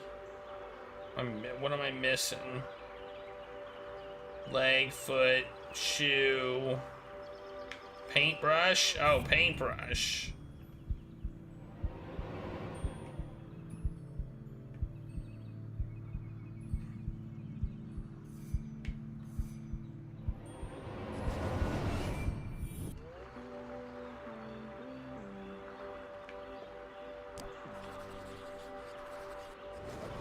That's a large hole. She must have caught it on something. Did you have trouble climbing down the ladder, Mrs. Humdrum? Why, yes, I did. How on earth did you know? There's a tear in your pants pocket. Well, what do you know? I didn't realize these pants even had pockets. You are so thorough. Any more questions? I think I have everything I need to wrap this one up. You better. Where are Gail's glasses?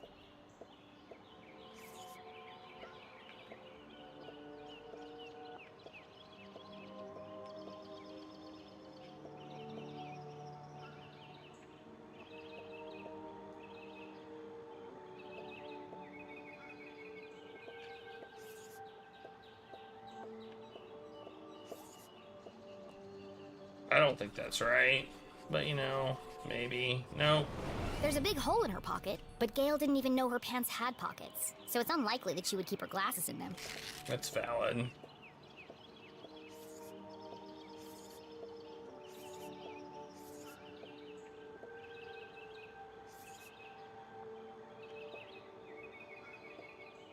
No. That's probably it. Gail was at the races last night. She had to remove her glasses to use the binoculars. Uh-huh. Gail also had her hair cut recently. It's fluffy and big, and could easily hide a small object. Are we saying her glasses are in her hair? Solving a complex mystery like the case of the missing glasses was tough work. But now came the most satisfying part, delivering the dramatic denouement. Let's review the facts. 1. Not only do you love your binoculars, you've come to depend on them for bird watching, greyhound watching, basically anything far away watching. That's true. I immediately sensed the two optical devices, your binoculars and glasses, were incompatible. Thus, to use one, you had to remove the other. Fascinating. Fact 2. Yesterday, you changed your hairstyle. I did. Though fun, it was also impractical, and so tall that it could easily conceal a small object. I see where this is going. Please, don't interrupt. After much research, deliberation, and debate, I've concluded there is only one place the missing glasses could be. They've been on your head the whole time. Oh, so they are. Right there on top of my head. Incredible! What a talent! They're always in the last place you look, aren't they? A master detective in the making. What would we have done without you? Gail, don't forget to pay the girl. Oh, of course, silly me. You must be rewarded generously for all your hard work. Quarter? don't spend it all in one place. Thanks. I'll do my best. A whole quarter. Wow. I don't even know how much money that was. Anyway, I'm going to take a break. What if I hit this button? Okay. Goes to the pause screen. A whole freaking quarter for solving the mystery of the missing glasses that were actually not missing and were on her head. Nice. When is there going to be a murder? I'm wanting a murder to happen. Murder, murder, murder. Anyway, I will be right back. You can look at Regulus. He's had a hard day. Of a butt, being a butt.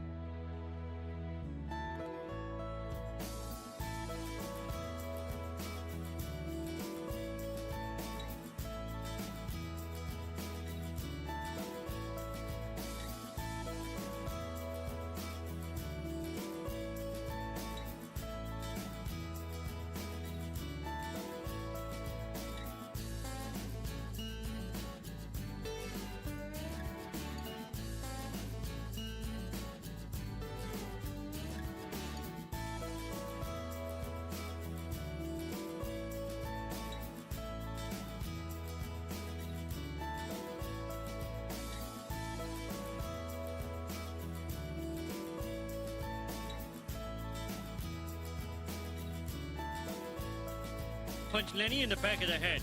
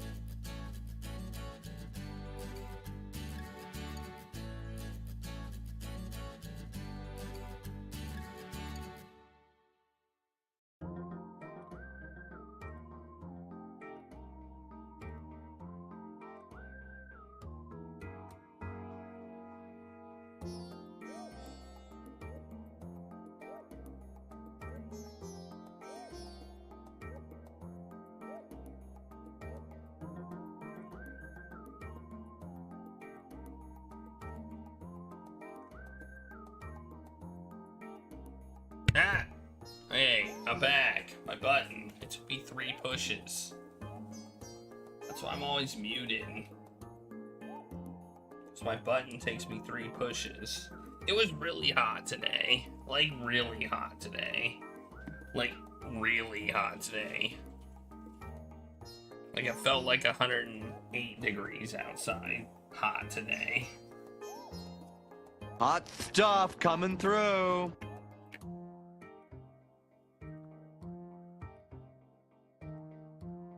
I think it was the hottest day of the year today.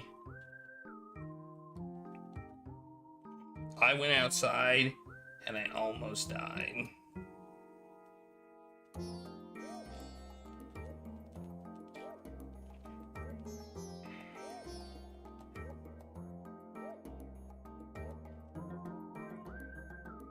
Your hottest day was back in July.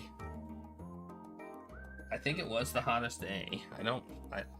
I mean, it's supposed to be 90 tomorrow, which is hot, but today was 98 and felt like 108.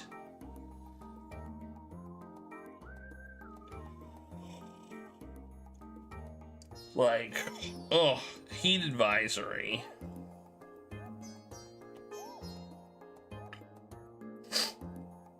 We had a heat advisory. The air conditioner was like chugging along. It's still chugging along. It's still chugging. Trying to cool things down. But anyway, it was hot. In summary, it was hot. All right. Resume.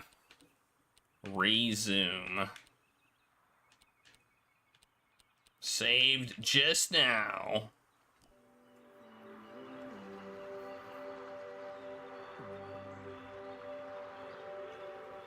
Also, how's everybody liking the game? I'm enjoying it so far.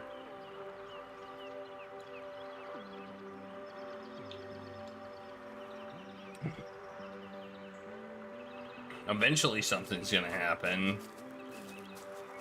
Something bad. Oh, I can just click up. Okay.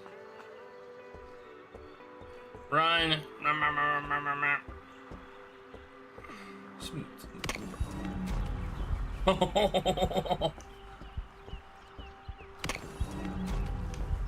That was nice. I almost fell off.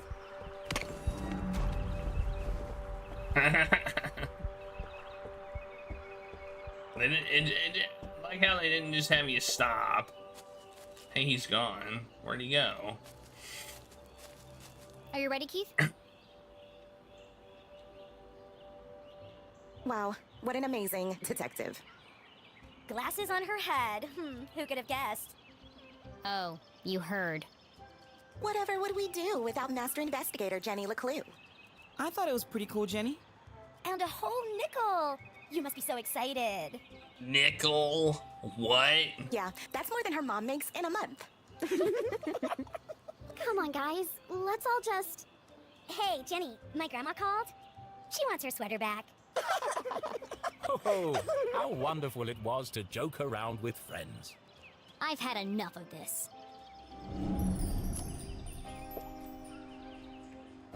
Uh-oh.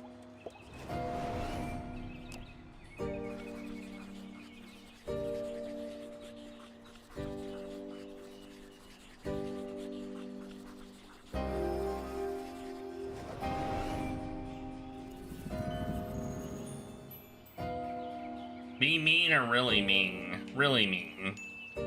Skirt ironed but unevenly. The work of a distracted housewife. Brand new, hideously overpriced shoes. Overcompensating father.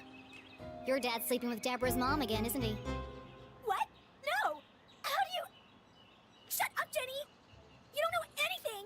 Wow, Jenny. That was cruel. Who even says something like that? Aw, don't cry, Veronica. She's just a weirdo nobody. Jenny, let who? And the case of the missing friends. Yeah. Good one, Veronica. Come on, let's get you home. Use your powers for evil. Yep. Are you coming, Susie? Thanks for the coffee, Kate. And the extra sugar. Of course. It's...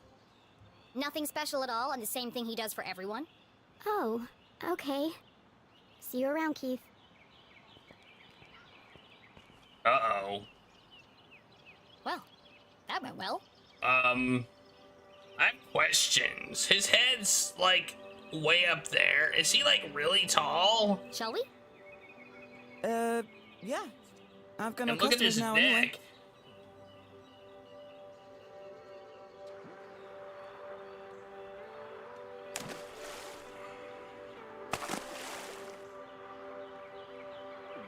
I guess we'll find out. Oh, he is kind of Nothing tall. exciting ever happens He here. is actually really tall. Okay.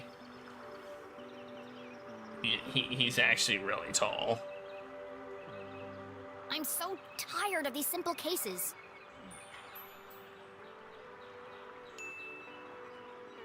Ugh. How am I supposed to become a real detective if there are no real crimes to solve? You help that old lady? Darn. Thanks, Keith. But it was stupid, and everyone knew it, including your girlfriend. She's not my... And you really mustn't let them treat you like that. You should stick up for yourself. They don't mean anything. Sometimes you just gotta speak up and say how you feel. Well, You can't just let people walk all over you, Keith. Okay.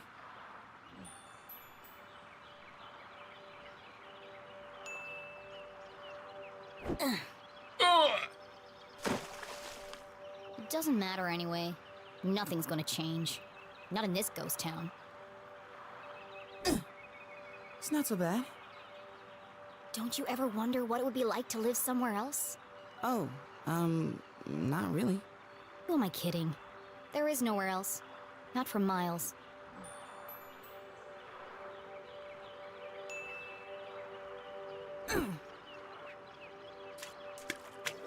Ooh, nice skipping. Oh, shucks. I see practice is going well. Is your dad still pressuring you to play? Well... Come on, Keith. You hate basketball. And tough love, but you're the worst player on the team.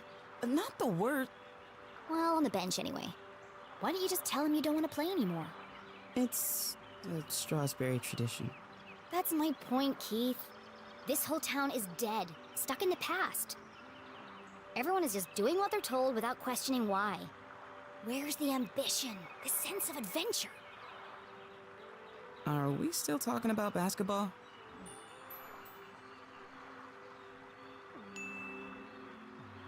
Ugh. How's your mom? She seems distracted. Normally, she's so focused on her job. I mean, it's understandable. It's been almost a year since... And now she's planning to go away for the weekend. And she still won't tell me why. Yeah? She was definitely acting weird earlier. Maybe she's lonely? You know what? You're right. I am? She shouldn't be alone right now. Actually, your dad told me they were meeting in the library. We're going to need supplies. 2 of Mr. Bean's finest, please. To go, of course. Here is my payment in full. That's a nickel. Put the rest on my tab? Thanks for the pep talk, Keith. You always know what to say to make me feel better. Last doll. You want it?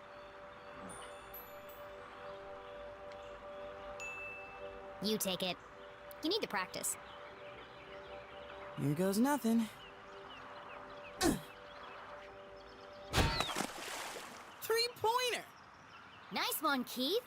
Maybe your luck's finally changing. Uh-oh.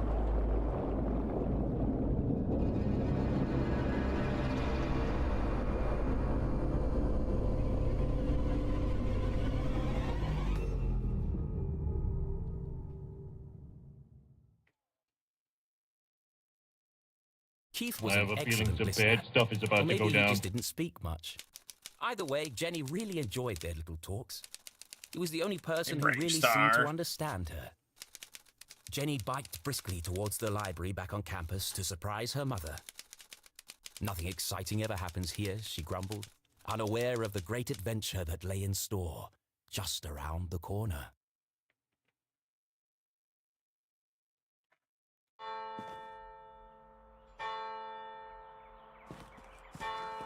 Those pictures of no one. The library was quiet. Too quiet.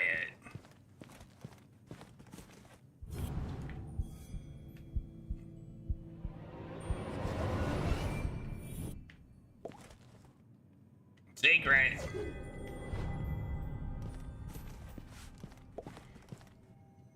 Gerald Stroudsbury. Cornelius Stroudsbury. It's a wall of Stroudsburys. The Stroudsbury lineage stretched back to the very founding of the university. There had been a Dean Stroudsbury at Gumboldt for over 150 years. There won't be for much longer. The dean's retiring, and the only Stroudsbury left is Keith. And he's not exactly the academic type.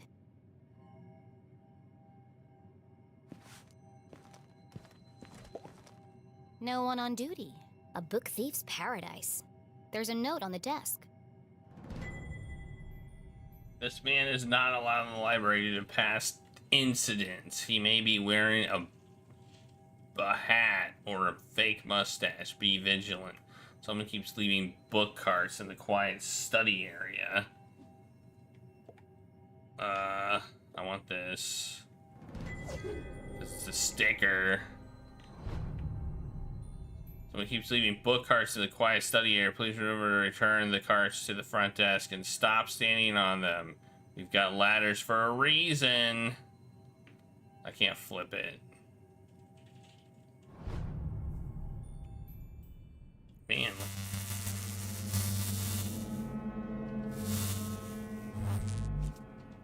That was weird. Was it though? Hello? Mom? Mr. Stroudsbury? Anybody?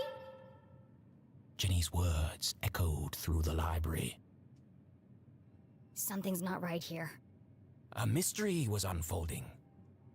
Whatever it is, I'll get to the bottom of it. Case of the quiet library. Too quiet. I hate it when things are too quiet. Okay, that's it. All that's there. Alright. Alright. Hey, there's a plaque.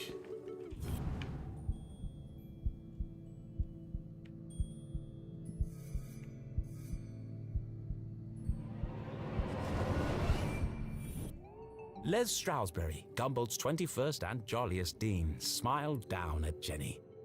Looking a bit wonky today, Mr. Stroudsbury.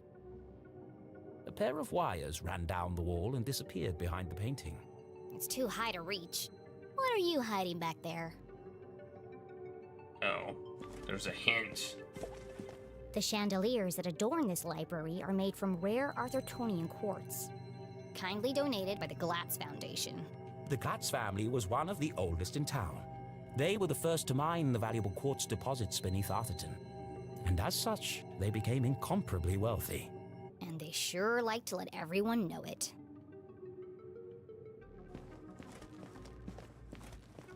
Ba-ba-da-ba-da.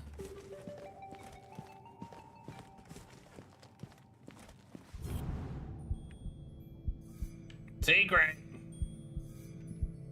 You think it's a secret? It is a secret. When it's blue, that means when it's like blue like that, that means it's a secret. Laddertron 5000. The pinnacle of remote ladder and bookcase technology. Kindly donated by the Glatz Foundation. Can I use it? I want to use it. Can't use it though. Oh well. What's that noise? Oh no, the ladder's broken. Whoa! Dangerous! The newly installed ladder system was prone to malfunction. Should have kept the old wooden ladders. They never tried to electrocute me. I need to find a way to turn the power off.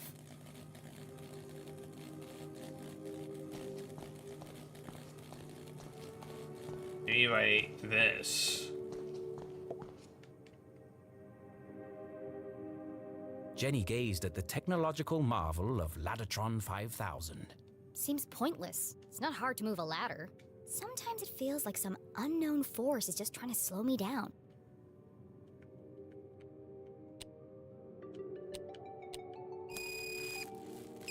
No good. I don't think I'll be able to move the ladders while the electricity is on.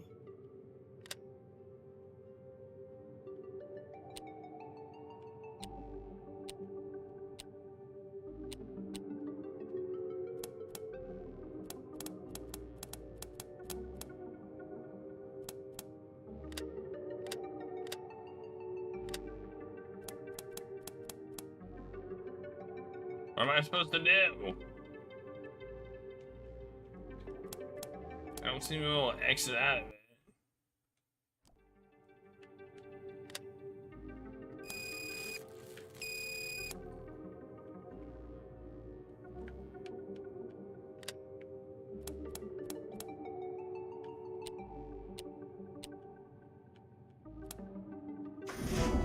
Oh, there we go. Did it. Jenny was notorious for climbing book carts. It's the only way to reach the highest shelves. In fact, this could be useful. But something else had caught her eye. This table's a complete mess. Who would leave it like this?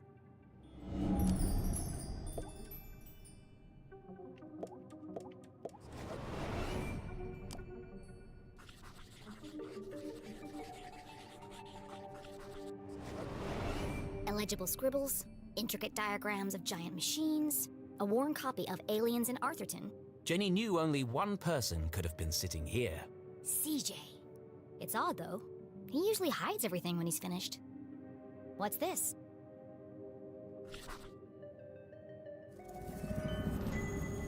A tattered piece of paper with a series of seemingly unrelated notes. And a sticker!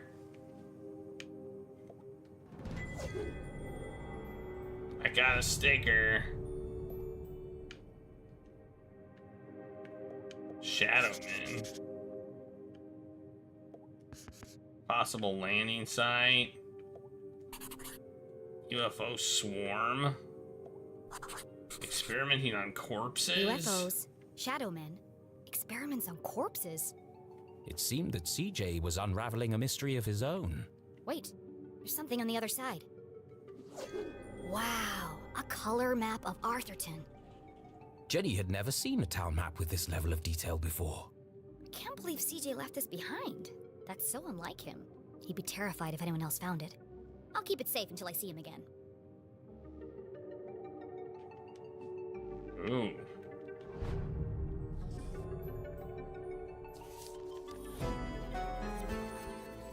I did it!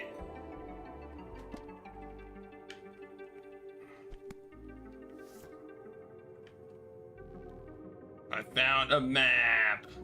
Whoa!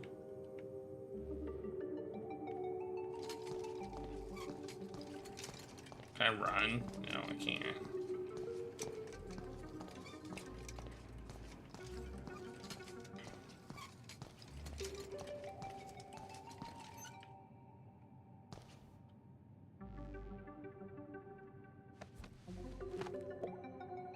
No secrets between friends, Mr. Strasberry. Jenny stood on her tiptoes and delicately removed the priceless painting from the wall. Oops. Aha! Precisely what I was hoping to find. It was? Let's see. Lights, bookcases, ladders. I'll cut the power and continue my investigation. But Jenny knew better than to play with electricity, so she left it alone. It's a simple switch. Perfectly safe.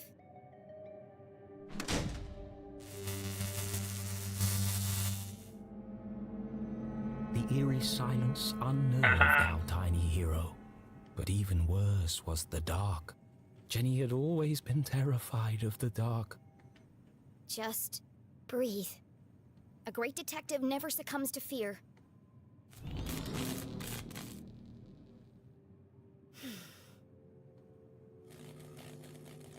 Looks like that did the trick.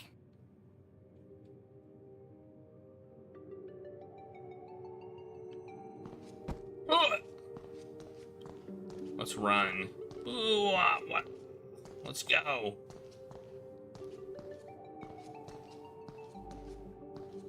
Jenny stopped in her tracks.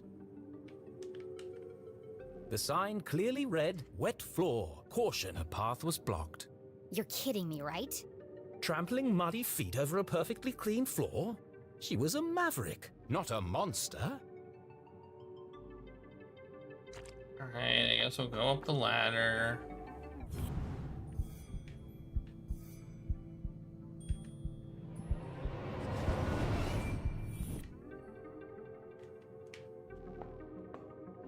Wait, why is this not working?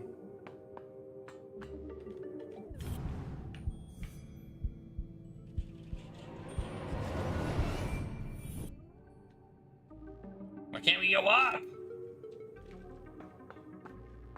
This ladder's broken.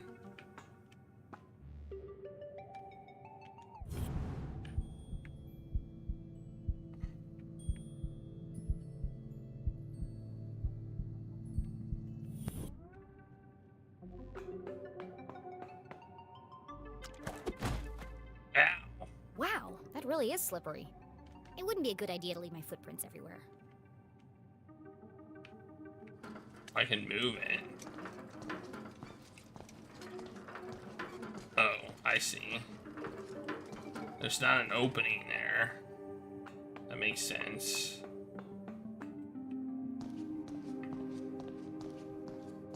Take that, you stupid ladder. I like how I found something there and I can't get there. Also, this library sucks.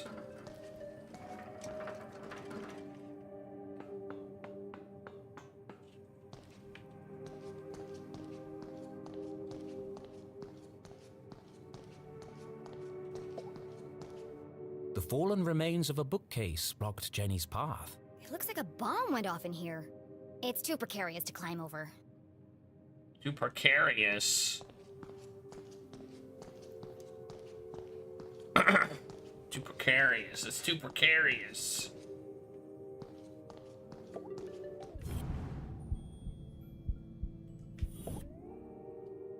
Rare books. Our most precious collections reside in this temperature-controlled room. Kindly donated by the Glatz Foundation. Yeah, we know. It's locked. No problem, I'll just pick it. Jenny was skilled with a lockpick, having watched her mother demonstrate the process countless times. But that was just for fun at home. This was the real world. You couldn't just go around picking other people's locks. That was a crime. A great detective knows when to bend the rules. And the paperclip she has in her pocket.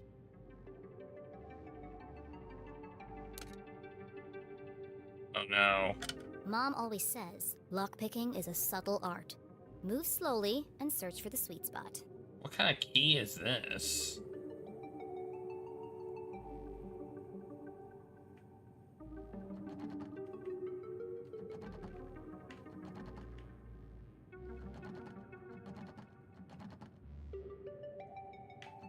How do I know when it's the sweet spot? Huh?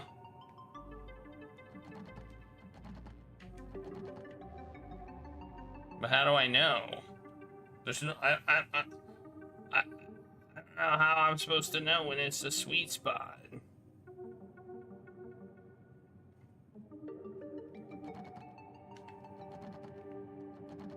Okay, this is kind of jank.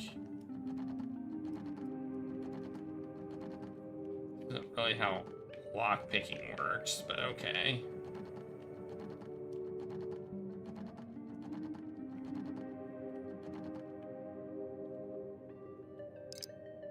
Oh, there we go.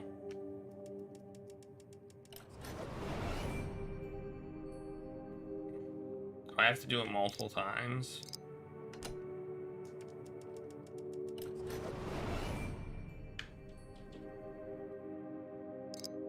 Okay, just move it around until it does that.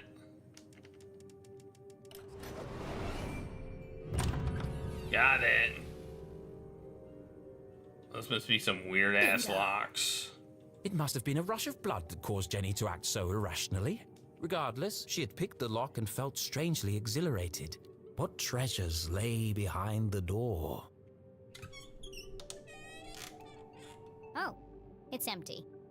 Still, lead book card could be useful.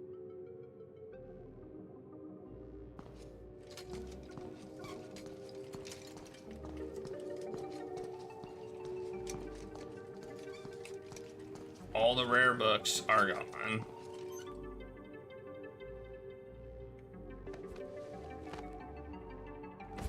Huh! Wow, that was some jumping there. Something's blocking the ladder.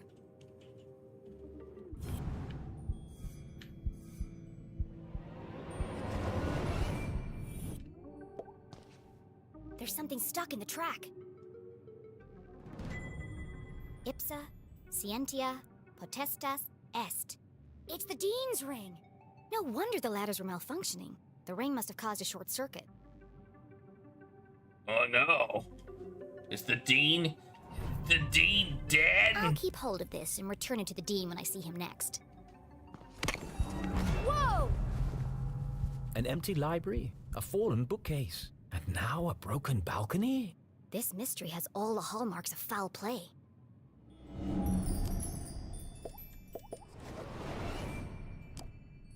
Most foul indeed. They say words can't hurt you. In this case, I'd be inclined to disagree. Ah! Solid iron and oak, torn apart like a piece of bread. It would have taken some serious force to do this. Something bad happened here. Looks like the top of Bart's head. Was it Bart? This is feeling more and more like a crime scene. And then Jenny saw it.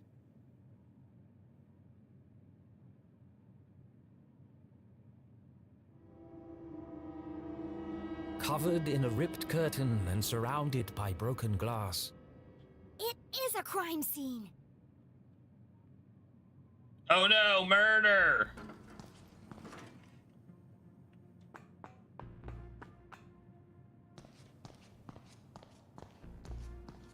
I gotta get this first, though. Ooh, another piece of the postcard. Nice.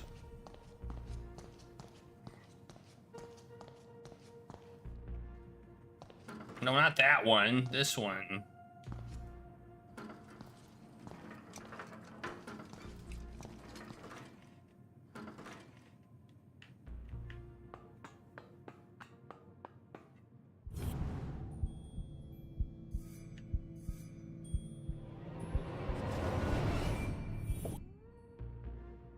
Alright, I guess I'll get. How do I get it? Oh, there we go.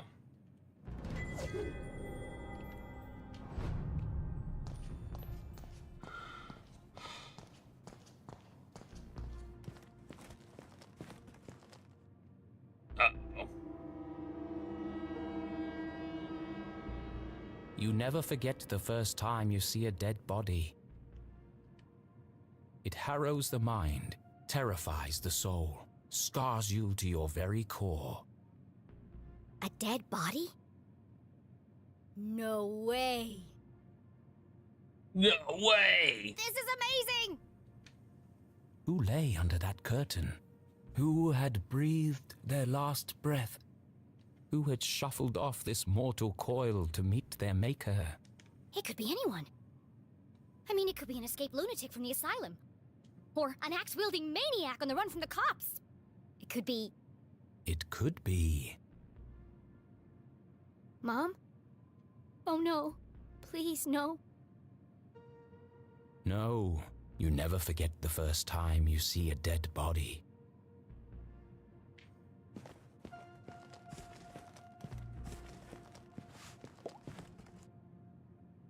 Here we go. Jenny knew it was wrong to disturb the crime scene. But I have to know who's under here. Slowly, she drew back the heavy curtain. Hey, Bleach D, how's it going? Thanks for the raid. Hello, everybody. Welcome to Jenny LeClue Detectivu. I think that's how you pronounce it. It's like Kung Fu, I guess. But we're about to pull back the heavy cloth and see who the dead body is. I don't know. I mean, it's mystery detective type stuff, so kind of.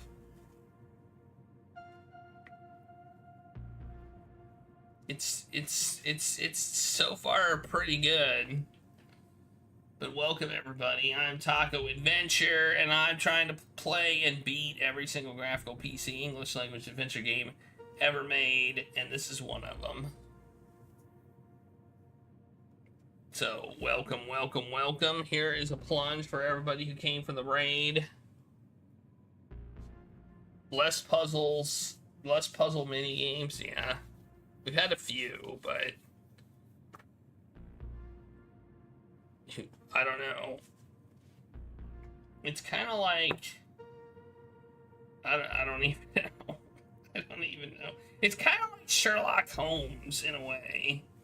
It's got like a Sherlock Holmes like quality to it, but just with Jenny LeClue. Like I feel like it plays a little bit like the Sherlock Holmes games that we played with the whole, you know, deducing things from. It's kind of how it plays, in my opinion. All right. Well, we're gonna pull back the curtain and see who it is. I think we're supposed to think it's the Dean.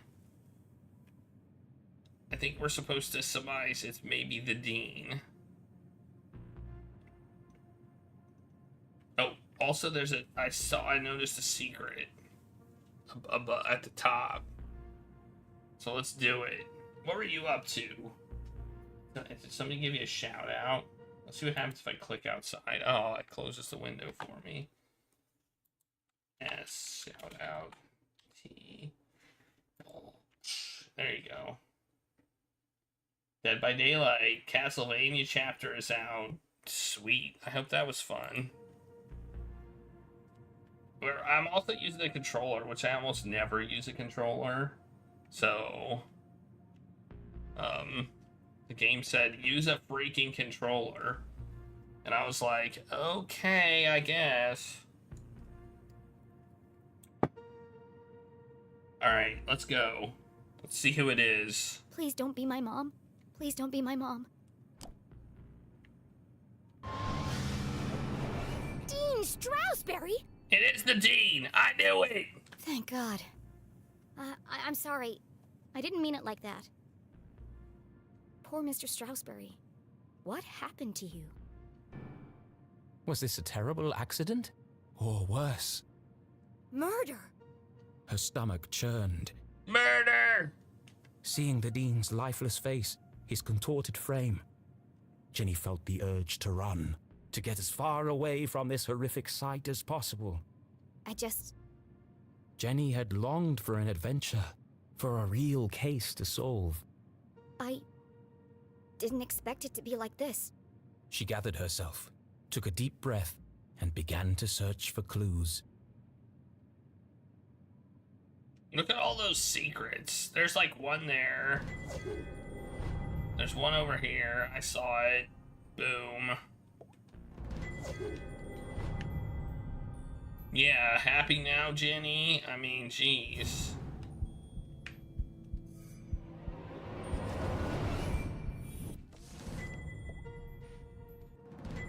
The Dean's planner lay open on today's date. Perhaps I can retrace his steps and create a timeline of events.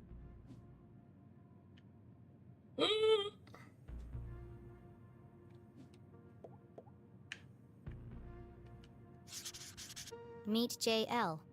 Could that be Mom? Where's Widow's Drop? I've never heard of it. Tell the truth. Looks like he completed all his chores for the day. I already knew the Dean was meeting Mom here. So where is she now? Discuss changes. Looks like he canceled his meetings on Friday and rearranged lunch with Keith. Oh, poor Keith. Jenny didn't know how she would break the news to him. But I should be the one to tell him. Gossip spreads like wildfire in Arthurton. He sure was working hard on that speech. I'm sad he won't get to deliver it. 1 day to retirement. I tell ya. 1 day to retirement. 1 freaking day. Here's another one.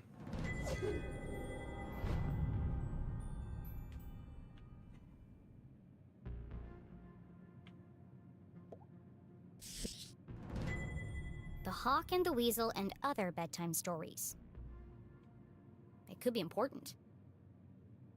Then again, it could have just joined the Dean for the ride.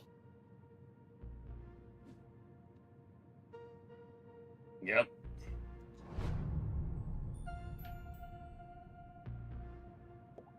He looks like he's been dead for weeks.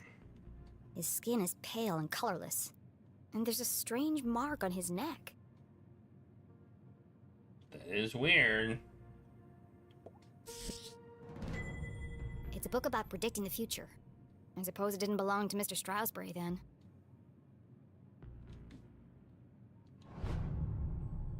Boring cover. It's smashed, most likely from the fall. The hand stopped at 3:57 p.m. That gives me a potential time of death. If Jenny had arrived just a few minutes earlier... I might have been able to save him. Or died trying. Oh, there's another book. A book about chance. What are the odds that this was an accident? 7. Let's see, he's still got powdered sugar on his tie. Oh, there's another one. All the secrets. Oh, oh, oh.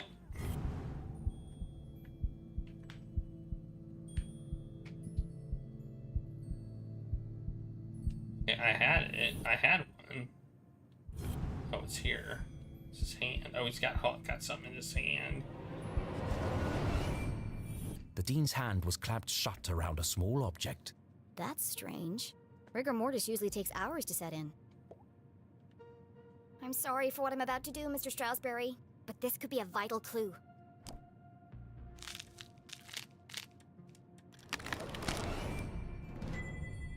Mom's ID card? But that means... Julie LeClue had definitely been here. she could be the last person to have seen him alive. She could be the killer. Impossible. My mother's a forensic expert. She'd never leave such incriminating evidence behind. But even the smartest criminals made mistakes. Jenny couldn't deny this looked bad for her mum. If anyone else sees this, they'll jump to conclusions. They'll think my mom's a murderer. Unless... A peculiar thought crossed Jenny's mind. Unless... there's nothing to find. Removing evidence from a crime scene was highly unethical. So is planting evidence to frame an innocent person. She had no proof of that. I have to do something. My mom would kill me if she thought I tampered with evidence. Besides, she's innocent. The truth will come out. Well, I'm leaving the evidence. Maybe it's a bad idea, but I'm doing it. Can't tamper with it. It only makes her look more guilty. Right? Because they'd find out.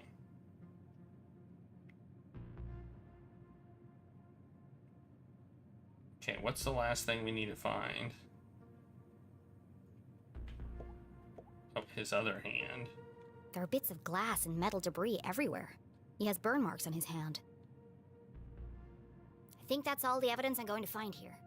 She took one last look at the Dean's lifeless body. I'm sorry, Mr. Stroudsbury.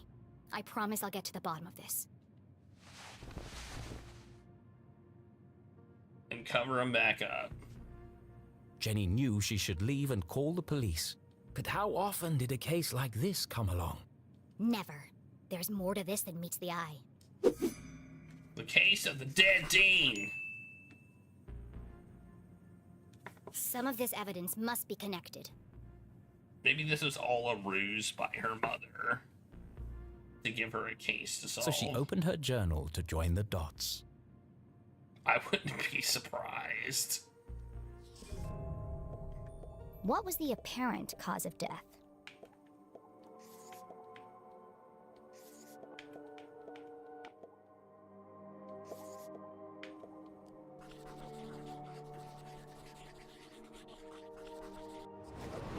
It looks like the Dean was thrown from the balcony when he reached down to pick up his ring, which was stuck in the electrified ladder track.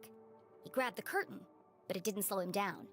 He landed on a bed of metal and glass debris. Mom killed Jenny. Mom killed the Dean so Jenny would have a case to solve. There you go.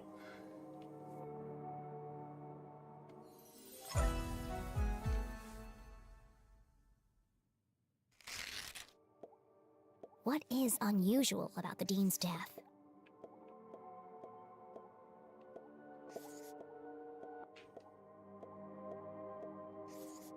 No, it's these two things.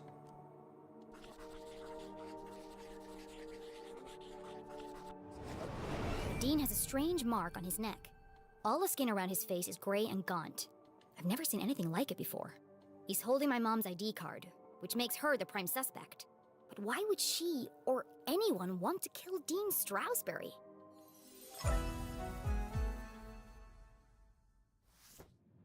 Jenny suspected foul play, but what was the motive? Had she missed something? The watch! The Dean's watch stopped at 3:57 p.m. When I came into the library, the clock tower rang 4 times. The library only has one exit, and I haven't seen anyone but the Dean since I got here. Which meant, if the Dean was murdered... The killer must still be here! He's getting away! Help!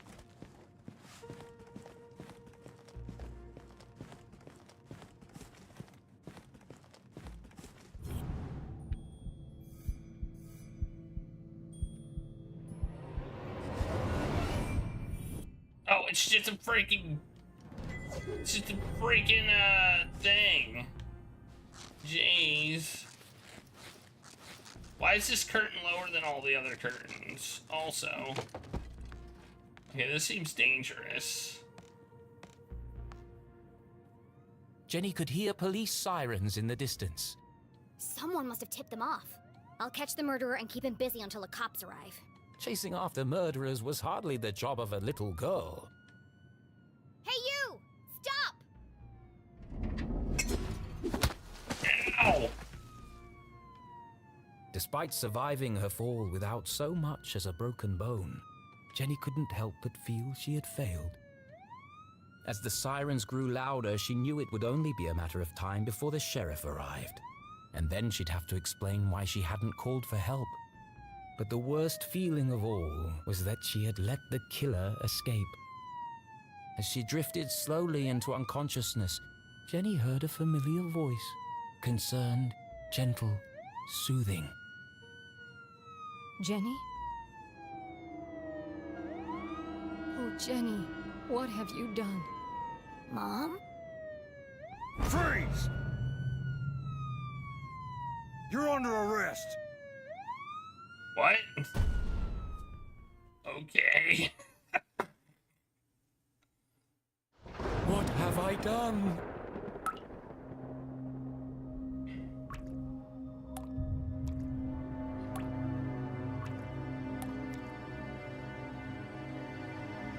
I killed him.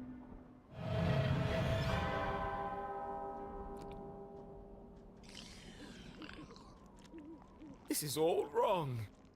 Dude. Murder in Arthurton? Dude, you are messy. And you're putting out... This is not an appropriate story for Jenny LeClue. Poor Dean Stroudsbury. What was I thinking? I've gone too far.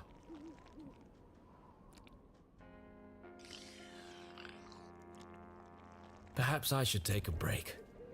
Come on, Rufus. Let's go for a walk. Clear our heads and work off some of this jam.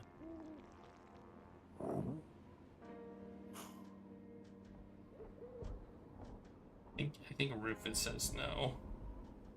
I think Rufus says no.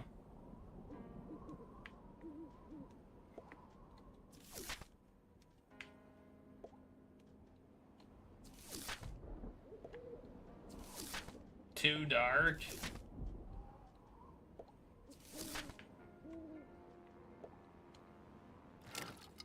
Ah, secret.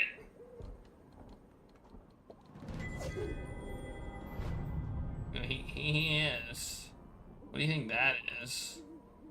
Root beer?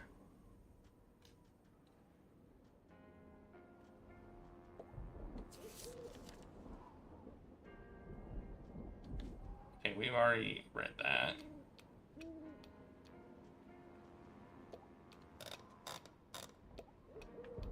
Bomb?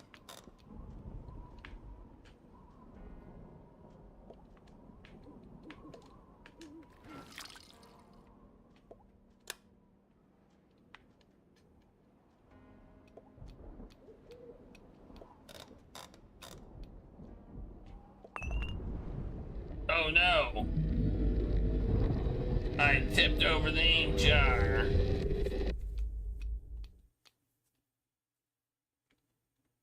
Jam. I can do stuff.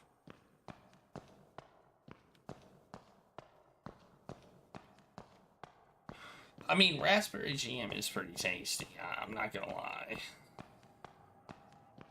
Can I run? I can't run. Murder.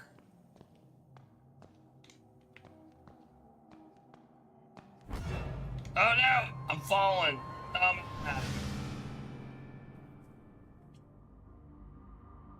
Why were you there?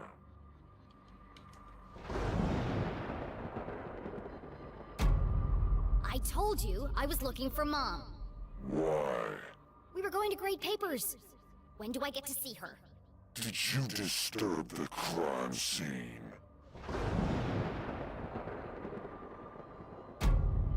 He could have been injured. I was just trying to help. I want to speak to my mom.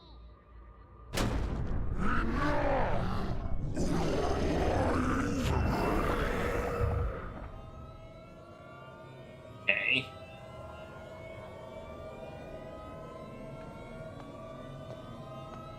That was technically a lie.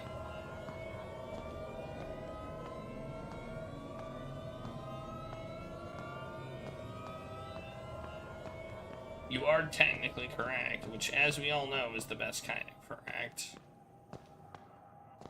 Whee! Let's run. I think we're having a nightmare right now.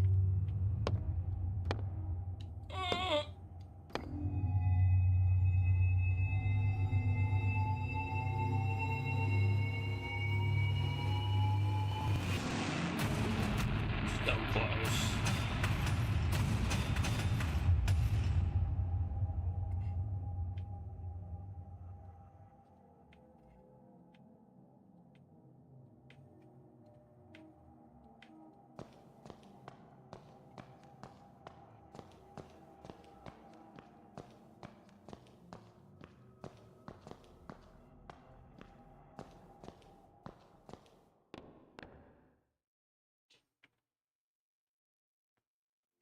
Keith!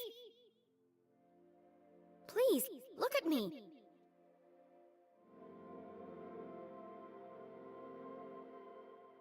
Keith, wait!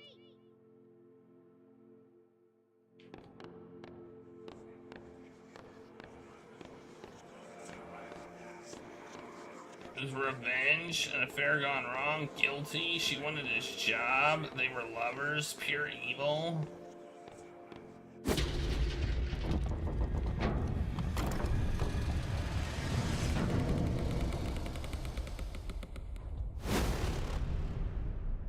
Okay.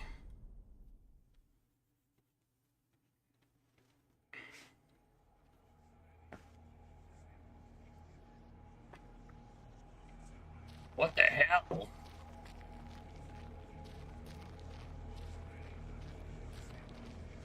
Suddenly, like...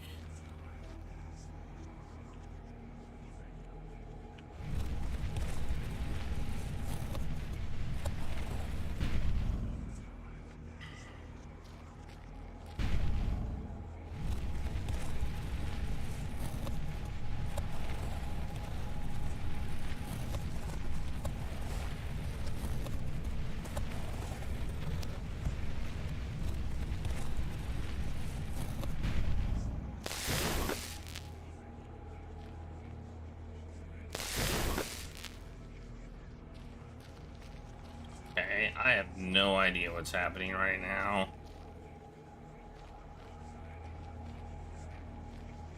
What am I doing?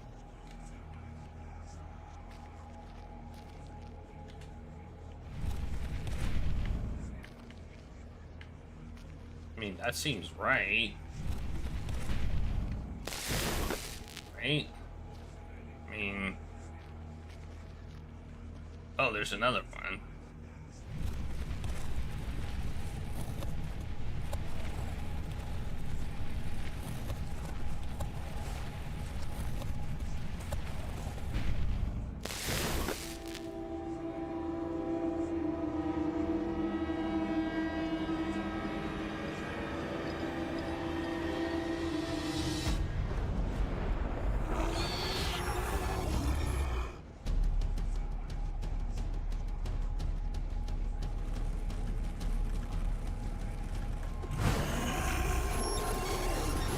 I was just curious what would happen.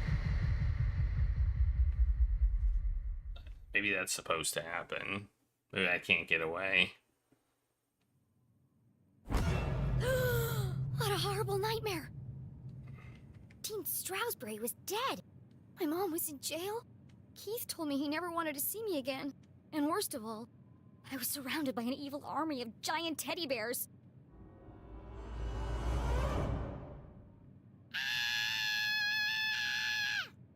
Unfortunately, it was all true, including the teddy bears.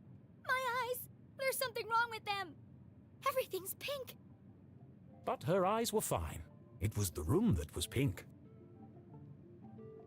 Pink cuddly toys. Pink furniture. Pink clothes. Uh-oh.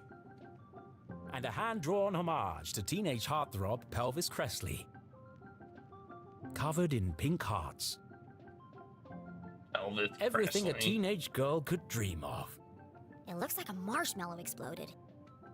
It was at this point Jenny remembered where she was. I shouldn't be here. What happened? And what is that terrible music? I can't think straight with that racket playing. These aren't my clothes. And where's my journal? That wasn't the only thing missing. The Dean's ring. It was in my pocket. The Dean. Do I have a magnifying glass? I do. I still have a magnifying glass.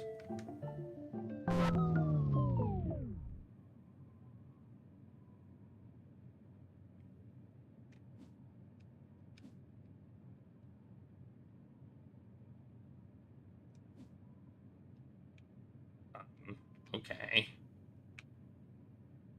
What am I supposed to do? You're the fan that I love. Oh. Ah yes, the eagerly awaited follow-up to the smash hit. Even though I'm a big star and you're just a fan, perhaps someday we could be together. Ugh, who buys this crap? Huh? Hushed whispers in the hallway? I should investigate. Investigation.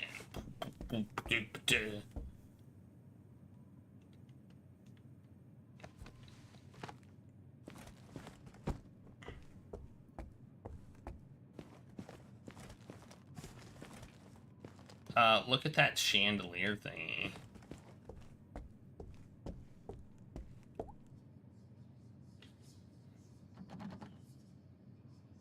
It's locked from the outside. Who would trap a child in this nightmarish hellscape? Jenny peeped through the tiny keyhole. As her eyes adjusted to the light, she recognized the substantial frame of Winston LeClue, Arthurton's long-standing sheriff, and Jenny's Granddad!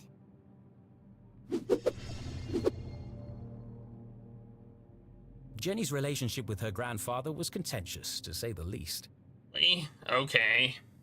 He was a stern and humorless man who placed honor, tradition, and the law above all else. Sometimes even family. But what was he doing here? And who is he talking to? Yep, Florence I and knew Richard it. Glatz were the wealthiest couple in town, and hugely influential. Their company, Glatz Mining and Supply Corps, was the oldest in Arthurton. While Richard may have been the head of the business, everyone knew that Florence wore the pants.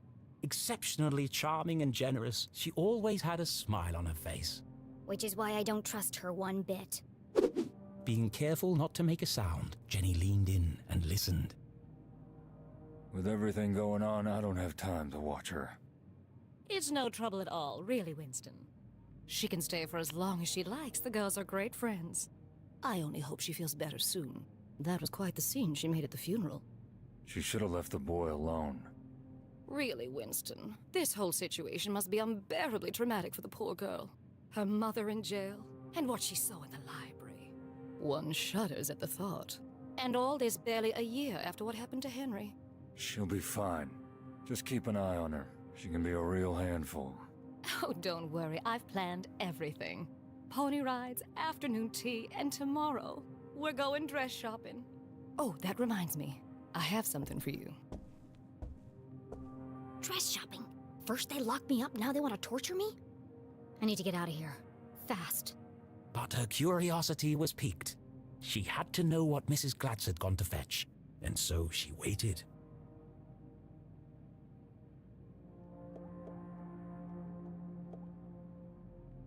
Nathaniel Glatz stared disapprovingly back at Jenny. Creepy old man. Actually, this was the man who saved Arthurton. When the quartz mines began to run dry, it was his research into the unique properties of the crystals that secured the future prosperity of the town and the company. Okay. The duty of sheriff had been Winston's birthright, passed from father to son for generations. What is this about? That's not how things work, is it? Of course, that tradition would now end with him. But he preferred not to think about that.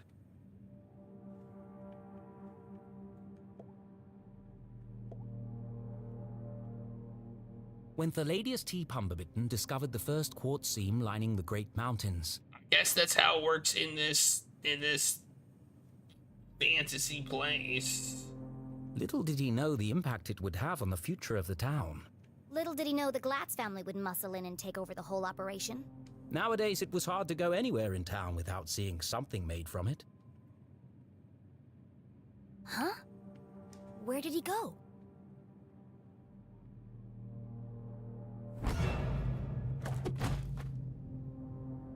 Winston, what are you doing down there? Thought I heard something. Really? A man of your age spying on teenage girls? I've told you already, she won't be going anywhere. It was probably just Jenny's imagination, but those words felt oddly sinister. Yes, they did. Here. Why does Mrs. Glatz have official police documents? Satisfied. How is Julie?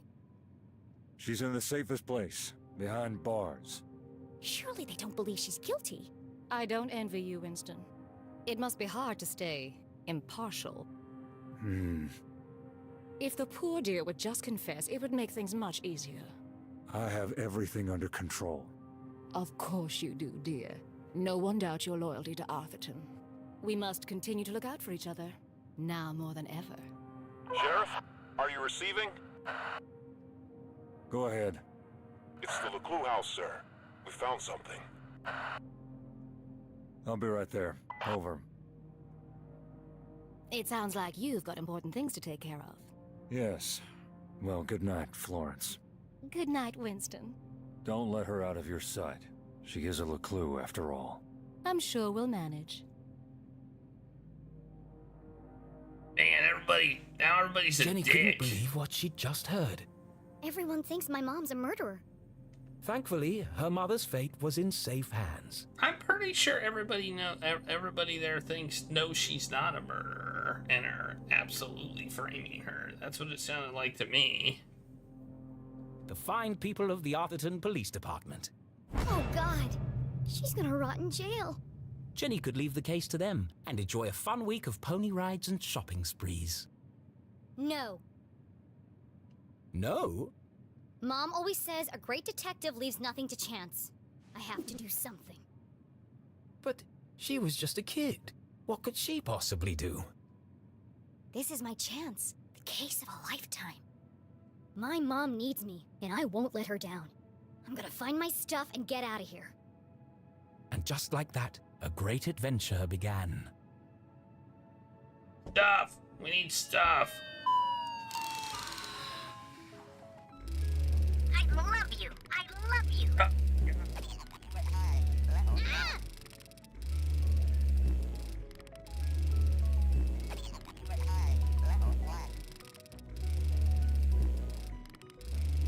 Oh, I'm You're supposed my to... best friend!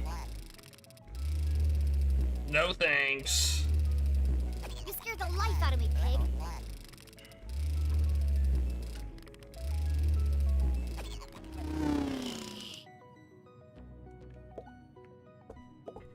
The sun was setting behind the great mountains of Arthurton, cradling the town in a warm red embrace.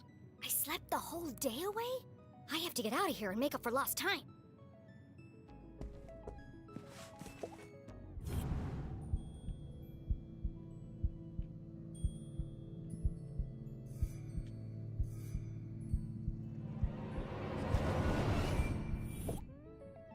All the dangly bits are swaying. Strange. It's not windy in here. Best in show, horse ballet.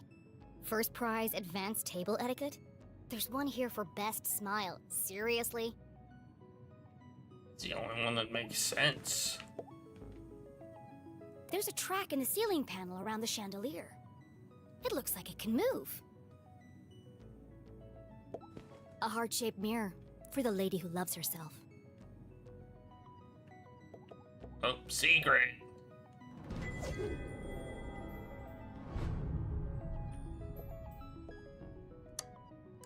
That's more fun than it should be.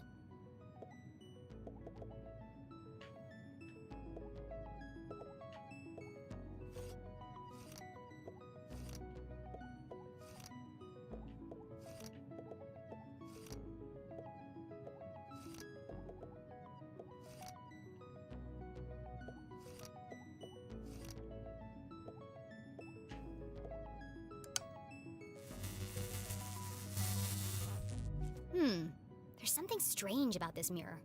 This requires further investigation. Ouch! That's hot! Well, I don't know. Maybe we'll figure this out. No, that's not what I meant to do. Up, down. Down and left, I'm doing it! I'm not trying to climb the stupid... There you go. Jeez.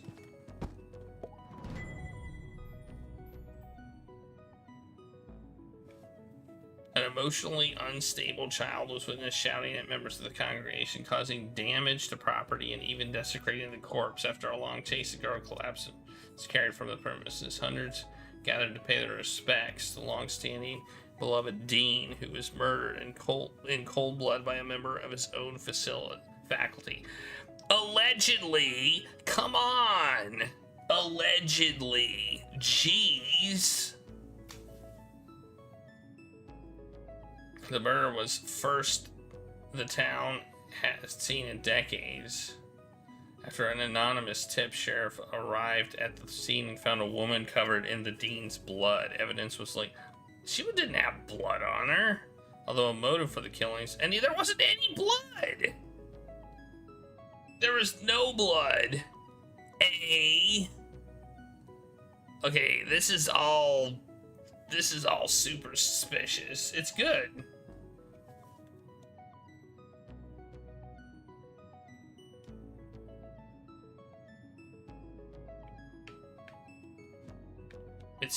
This is super suspicious, though. Pushed from the balcony? That's not what happened. And no mention of electrocution. Oh. Mom wasn't covered in blood. That's a lie. That's what I said. Jenny thought of her poor mother, locked away in a jail cell for a crime she didn't commit. Don't worry, Mom. I'll prove you didn't do it as soon as I get out of here. I don't remember any of this. I bet that kid's in a lot of trouble. Either this is shoddy reporting, or someone is trying to cover up what really happened. My mom's still in jail, so the police must not think this was an accident. And if it wasn't an accident, then... The real killer is still out there.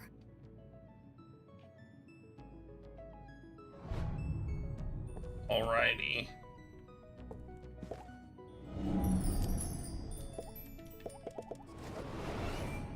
I've never seen so many clothes. Maybe mine are in here somewhere.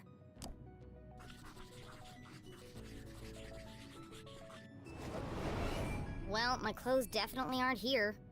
They'd be easy to spot amongst all the sequins and ribbons.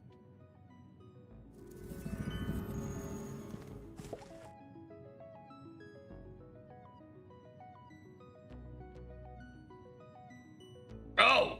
Look! The clue on how to arrange the thing! Okay. It's the clue on how to make the mirror go. I almost missed it.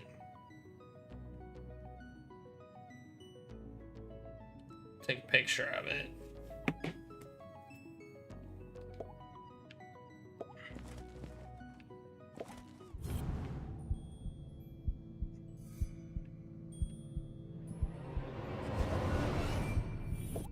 Oh, it's a sticker.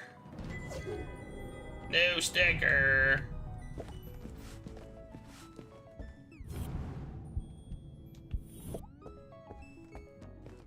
No! Just pushing the wrong button. Okay.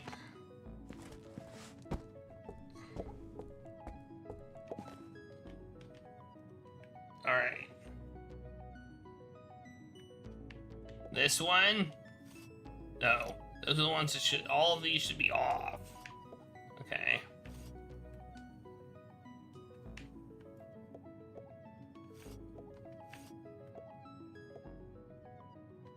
One, two.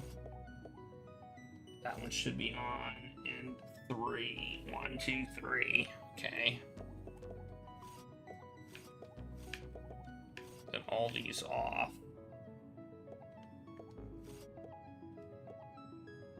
Although that only shows 2. That's interesting. Something's wrong here. Oh wait, that should be on. Okay. There we go.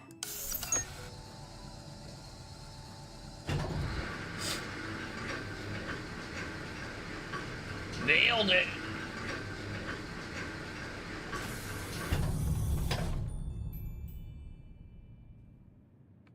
This family's disposable income is outrageous.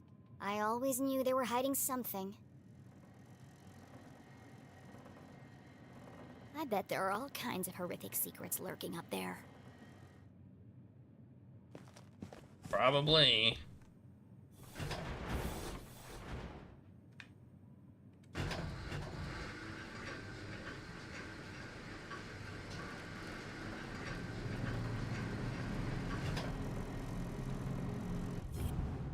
The heck?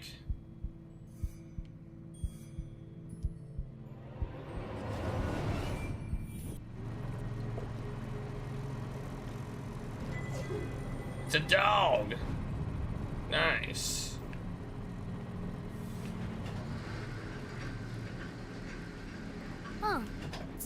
dusty old attic. With a horrible secret. Ah! Oh, hello, spooky bear. Feels like he's watching me. That's a big bear.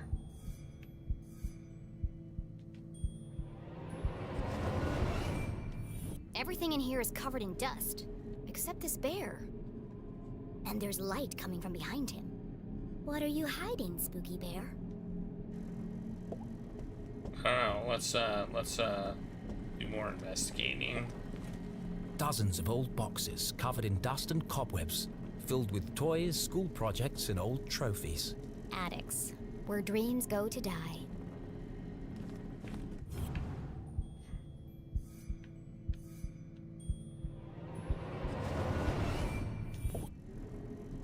Secret! Climb. I can climb it. Oh, nice.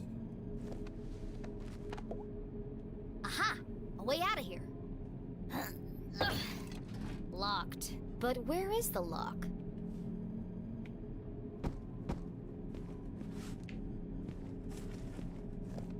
Okay, I think the spooky bear is the solution. Like, why am I not climbing? Climb! And this is why I hate controllers.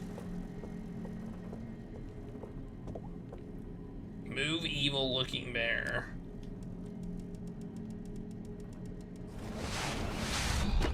Ow, my face! Smothered by a giant teddy bear. What an end that would have been. Just as I suspected, a hidden staircase. Alright, guess what? We're gonna stop now. Yeah, this is not Danganronpa. We're gonna stop. It just saved. We're not gonna figure out what's at the top of the staircase until next time, which is gonna be Thursday. So you have to fake. Let's look at the gallery though. Whoops, hit the wrong button. Let's look at the gallery. What's in the gallery? Ooh, wow, that's pretty cool, isn't it?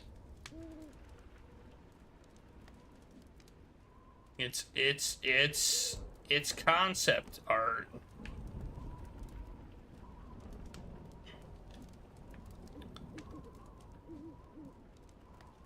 Concept art.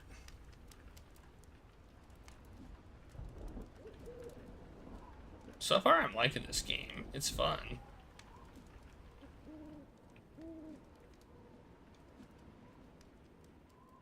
Things in the bag.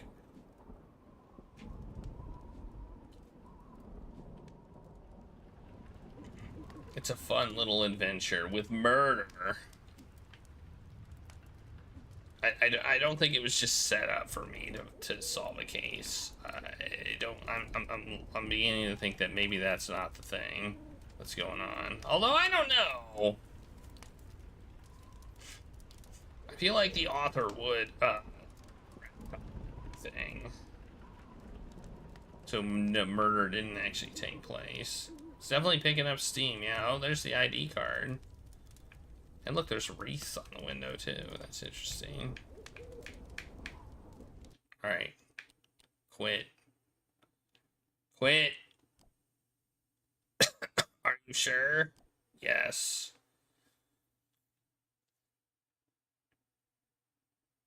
Wait, I thought I said quit. Oh, there's double quit? I have to double quit? Alright. There, I double quit. Alright, I will be back Thursday. It'll be a little bit later than usual, probably around 10, because I'm doing a thing again. But I will be back on Thursday. Oh, we gotta do our Taco Tuesday taco token drawing, so if you haven't entered, exclamation point, I love tacos, all one word in the chat to enter to win a taco token, which can get you 5,000 tacos. You can trade in for 5,000 tacos. Add 3 bonus votes to any game. Or, if you 12 of them will get you an incentive pick. Also, well, that's it, actually. Also, well, I guess you can use them as status, too. Like, say, look at how many taco tokens I have. That's their other purpose.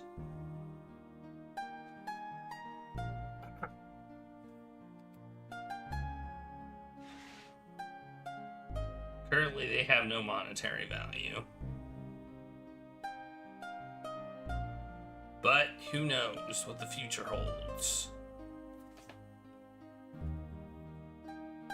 Anyway, enter that. And I'll do the drawing right now. And then we'll rate somebody.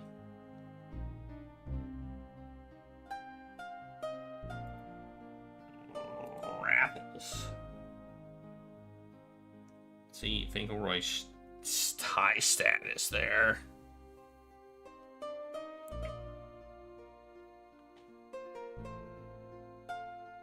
We've got 4 entries. 4. Alright. You have a 1 in 4 chance of winning.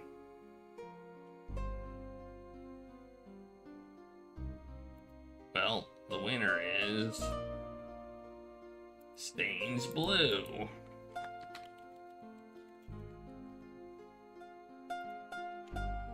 Congratulations.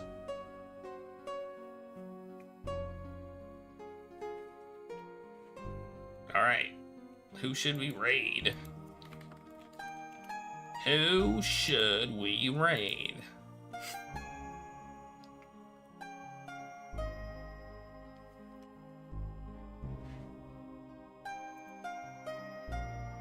I think I know who we're gonna raid. Yeah, we're gonna raid Ash, because Ash is playing a game about cats.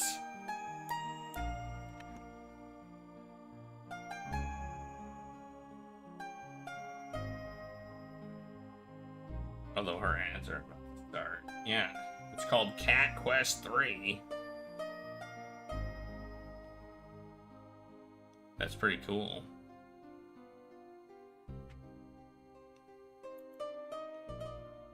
I think you might, I don't know, maybe you're immune to ads when I raid. I don't know. Are you immune to ads when I raid? I have no idea. But anyway. We're gonna raid Ash that hi, he's playing Cat Quest the 3rd. Apparently there's 2 other Cat Quests, or they just skipped them and skipped straight to 3. I don't know. They could have just decided, we'll just call it Cat Quest 3. That way people think there's 2 more. No, you're immune to them because you have turbo. I think raiders are immune to them. So, I don't really know. But anyway, that is who we are raiding today. I will be back on Thursday. I will probably be on around 10, maybe a little bit before 10. Just like I was last week.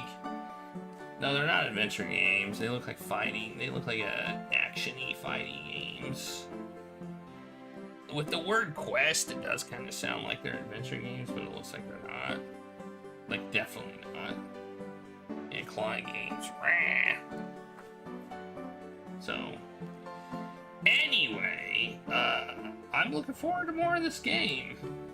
And then I'll be back on Sunday at 8. Normal time. So, hope that you will join me.